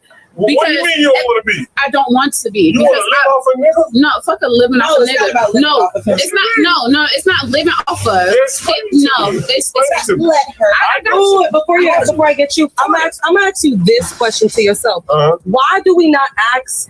And this is like, I'm not trying to come for you when I'm about to ask this question. But like, why is it? But because I've had this personal conversation. We're gonna talk about it. We're gonna talk about it. Wait, because I personally, give me a second. Because I personally had this conversation with a friend of mine that like is very much like she would identify herself as like a very mass presenting person who like is traditional in the sense of like she doesn't want her wife specifically to work and shit. So like when it comes to shit like that, why is it that we don't hold space to like allow specifically Black women and people of color to live in a life where they can be treated and down upon by a man compared to like white women and women who are not Black? And see, go ahead. Because I think it's crazy that we can sit here and we question Black women and people of color who want to like live the soft life, they say. But like when it comes to white women specifically, we don't ever question that. Hey, what's up? How you doing? Yeah. Oh, she said she can't help. She said she just paid for a car to get fixed. That's you blacks. Blacks can get offended by me calling you blacks, whatever. Wait a minute, hold on. Listen, gotta make some money. Like, share, subscribe. I gotta make some money. Like, Easy Band big. I ain't begging. I'm making. Oh, listen. You wanna make some content? I'll make this black big for me. You wanna give it this black a discount? We can do it right here. I'm about to call up. Someone just text me. We can get White Nisha a discount. She done fuck for free. Why don't we give White Nisha a discount? You know, like, wait a minute, look at that. Listen, I called this motherfucker and hung up. Listen, I called this person and hung up. They called me right back because they need that dope. Ain't no meaning in a dope like that. That's what I'm saying. Let's hold on. Hello? Hello? Yes, hello. Yeah. Hello? You calling about the room for rent? I did. Yes. We have several rooms available. What are you looking for? Just room for myself. Okay, you looking southeast or northwest? What's your price range? I guess I should ask you. It's probably a better question. What's the price difference? You know, it's considerable. Northeast versus southeast. But you know, I tell you what, the rooms we have we have some nice rooms in southeast right now. Actually, we have a basement. When are you looking to move? By the end of the month. That's day after tomorrow. Yes. No, that's fine. That's fine. We have. What's your budget? Let me ask you this. We don't do credit check. Okay. All right. And so it's all about feel. You know what I mean? It's all about feel, right? So this is your credit check. You got it? This is the credit check right here. This is the credit check. I understand. So right now, I pay half the rent here with my son. Unfortunately, my son, because I stay here with my son and his family, they haven't been paying the rent, so they're getting ready to get put out. So I pay. So the rent here is $13.79. I pay half of that. Okay. And are you working? Yes, I do work. And where are you working? In Pentagon City. Cool. Where what's your? Southeast will be closer. Yeah, I was about to say that. Southeast would be closer. Southeast would be closer, but you are a woman. You are a woman, and you know a lot of women have qualms about living in Southeast. You know that, right? Yeah, I know, but that don't bother me. That don't bother you. All right. So now we're getting somewhere. That don't bother me. Now we're getting somewhere, right? Now we're getting somewhere. See, this is the credit check. See, because I can't put you somewhere where you know it's either too far from your job, or you're gonna be in a house where people smoking reefer and shit like that. So this is why I say it's very informal. So this is your credit check. All right. So if you don't mind me asking, how old are you? And the reason why I'm asking you because I can't detect how old you are. Right? Yes, 54. Hold on for 1 second. I lost my damn phone. I dropped my damn phone. Hold on for 1 second. Hold on. Shit. Hello? Yes. Yeah, say that one more time. You're 54? Is it? You say you're 54? Hello? Yes, I'm 54. Okay, all right. And so 54. All right. We have how much money are you making? If you don't mind me asking, because we have we got a private bathroom, a listing with a private bath in Southeast. But you know, it ain't cheap. You know what I mean? So, you know, it'd probably be good for you. It'd probably be good for you if you could afford it. How much is it? Is it a weekly rate or is it monthly? We do weekly, bi-weekly, or bi-monthly. We don't do monthly though. Okay. So for me, it would be I can pay every 2 weeks. So every 2 weeks, I bring home about $500. Because I'm only working part time right now, so.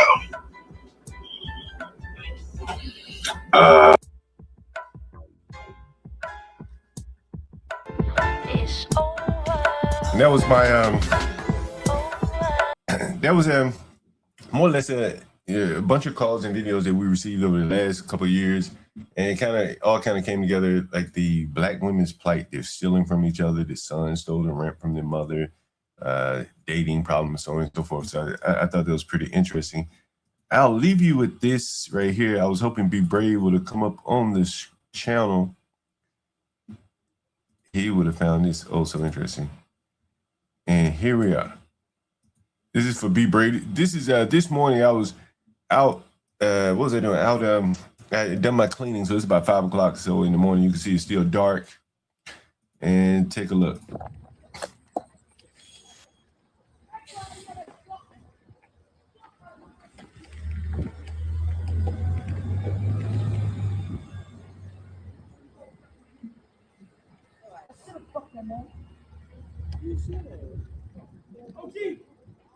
Yeah. What's up? What y'all doing out here this late at night? Huh? Grown ass woman, just the same way you're outside. How you doing?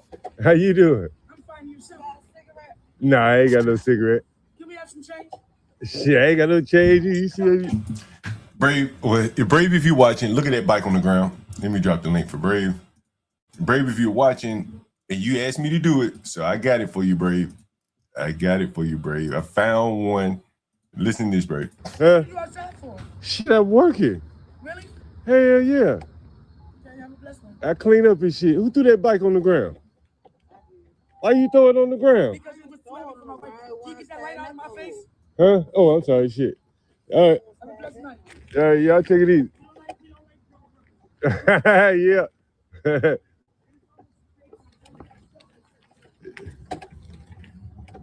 And Brave, you always wondering, like, why do they throw it down? And so now you you got an answer, a partial answer, Brave, but I hope that suffices, Brave. I hope that suffices. Guys, I hope you have enjoyed the show. Yeah, those were prostitutes, by the way. There's a prostitute pickup spot right there. If you didn't know this, they're always there, by the way. So, anyway. Guys, if you enjoyed the show, put a 1 in the chat. Someone let me know. Make sure you hit the like, share, subscribe, whatever. This is on the Urban Landlord Clips and the Urban Landlord. So if you haven't subscribed to the Urban Landlord, that's a good time to do that. I need to make it a practice to do like the first hour or so on the main channel and go over to the Clips channel. So it's not to put the channel at risk. Otherwise, I have to make everything private and clip it up for you guys. Anyway, any questions, any comments I should read? I dropped the link one more time for Brave. Surprise Brave didn't come in today. It was interesting hearing JP's point of view. Because again, we're in the same ecosystem. And instead of us being, kind of a mutually beneficial to each other, you have one side looking to tear down the other side solely because of me being black. That's, I guess, what people call the crabs in the barrel. That's very devastating to any community if the people in the community who most need your help are willing to tear you down more so than they would tear anyone else down. Hell, the fact that they're willing to tear people down is one thing, but the fact that they're going to go gangbusters on destroying your property, man, that was an eye-opener. And I really wonder how the blacks, I guess the blacks are probably trying to overlook it, but they have to recognize, at least the half-wits, the ones with a little bit of intelligence, have to recognize that if there are JPs in every city or town, it doesn't take many of them to really bring things down. So anyway, that's interesting. Yes, someone says Nightish is live. Yeah, this is usually his time of the morning. Well, guys, thank you for joining. I am the Urban Landlord. Oh, you know what? Let me show you this. For those that didn't join, but that were here the other day when the guy shook me down for $225, let me put this on Twitter. You won't believe this. I can pause here. Okay.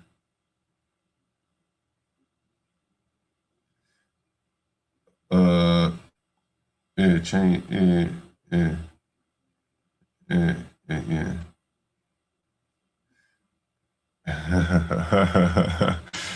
Oh, I think we just converted one.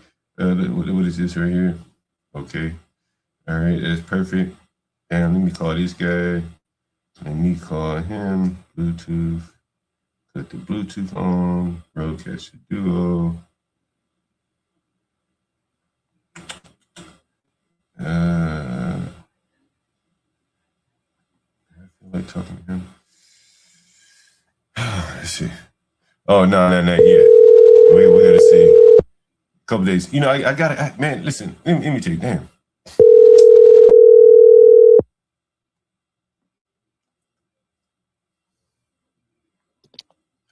Morning, John. Hey, what's up, man? How's it going? John, what call this? May I know how many tenants do you have at our place? I don't know. What, 3 or 4? Yeah, because this morning, I saw Johan and her girlfriend left. Who is But Who is Joe? Oh, the other dude that lived there? Yeah, and then I saw them around 6 a.m. But I took a shower at 6:30. Do they have air conditioning? Yeah, you can't live here without it. Yeah, I think they left it open because they left at 6 o'clock, and I was like, maybe they left the AC on. Oh, I'm glad. Thank you for telling me because I'll let them know because you know. Because you mentioned that there will be an increase. I think it's them who use a lot of power. Yeah, I'm gonna talk to them too. I mean, like their power is high all over the city. Yeah, you know, they're just upfront costs that they increase all over the city. You can read about it in the news and everything. Yeah. So I just want to ask if there is a discount, maybe $5 a week because it's a lot for me already, and I have a small room, and then I clean the toilet every time I use. I provide the cleaning stuff there, but they don't clean them after themselves. It's always me. All right, we go with $5. $5, okay. I'll pay tomorrow. Thank you. Thank you, John. It's the way it's supposed to be done. Blacks, you should learn from that. And he's talking about the other blacks. They don't clean up, and he cleans up. It's Filipino. Living in the ghetto, doing it the right way. The blacks are going to have to learn, or no one's going to accept them. Otherwise, it's the way it's going to work. It's not going to work any other way but that. Am I supposed to call someone?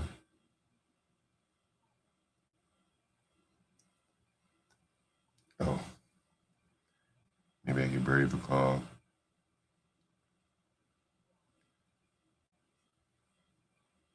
What was it? I was about to call someone. I was about to call. Damn.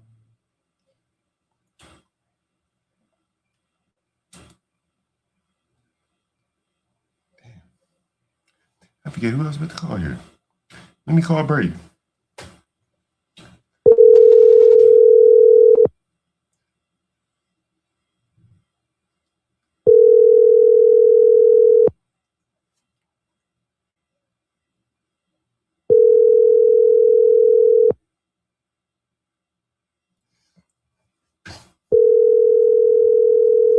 I guess as a reminder too, for the other people that say I don't kick out white people, for the blacks that say, well, I'm sorry, the person you are trying to reach has a voicemail box that has not been set up yet. Okay, Brady is busy. All right, for the people that say I don't put out white people, well, here's one for you. This lady had breast cancer. Right here, he squatted for, I don't know, maybe 2 months on it. I had to get around to getting her out. I was so busy, we rented so many rooms, and you know, so it took me a minute to get around to getting her out, which to her favor. But here with another episode of Squatter Hunters. John called the Squatter Hunter. This is a white lady. She was squatting. She had a couple pets, as you can see. Here's your dog food tail here. She also had breast cancer. How do I get rid of the squatters? Let me show you. That's a nice faucet, by the way. You gotta tip your head. It is a nice faucet right there. Amen there. Yeah, we go back around here. You can see some of the dog food on the floor. Dog food on the floor. Generally, she kept the place pretty decent. I will say nothing's pretty much messed up here, except for my lovely lamp. I hate she messed up my little lovely lamp right here. I think it's salvageable. I think it's, as you can see, you know what is so interesting. I never understood about these squatters. Why do they always break my toilets here? My toilet right there. And you know, again, nothing.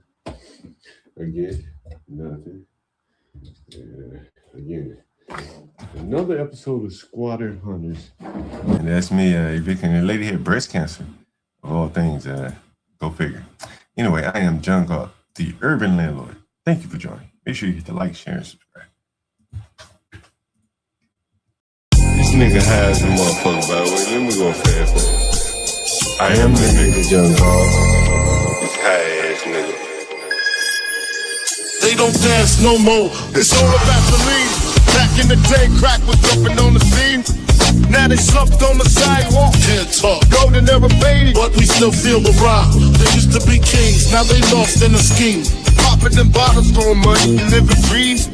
Now they zoned out and mumbling, fumbling. No rhythm in the city, the whole shit crumbling. They used to rock the house, they was riding through the streets. Remember there was dancing, sliding to the beat. Now it's poison in their veins, ain't no pulse on the street. Guess it's over now, they accepted the back in the day, the rock had them wild and free. Different story now, they got no energy. The new drugs got them slow with the hit unload. Eyes closed and they don't dance no more. Block used to be jumping, type shit they was on. Now it's lights out, guess the thrill is gone. I am the nigga John Galt. I bring it to you rough, rugged, and raw, nigga. They don't dance no more, it's all about the codeine. Back in the day, they was rocking on the scene. Even dancing in the rain, now they nodding off. Shit just don't hit the same. I am that nigga John Galt.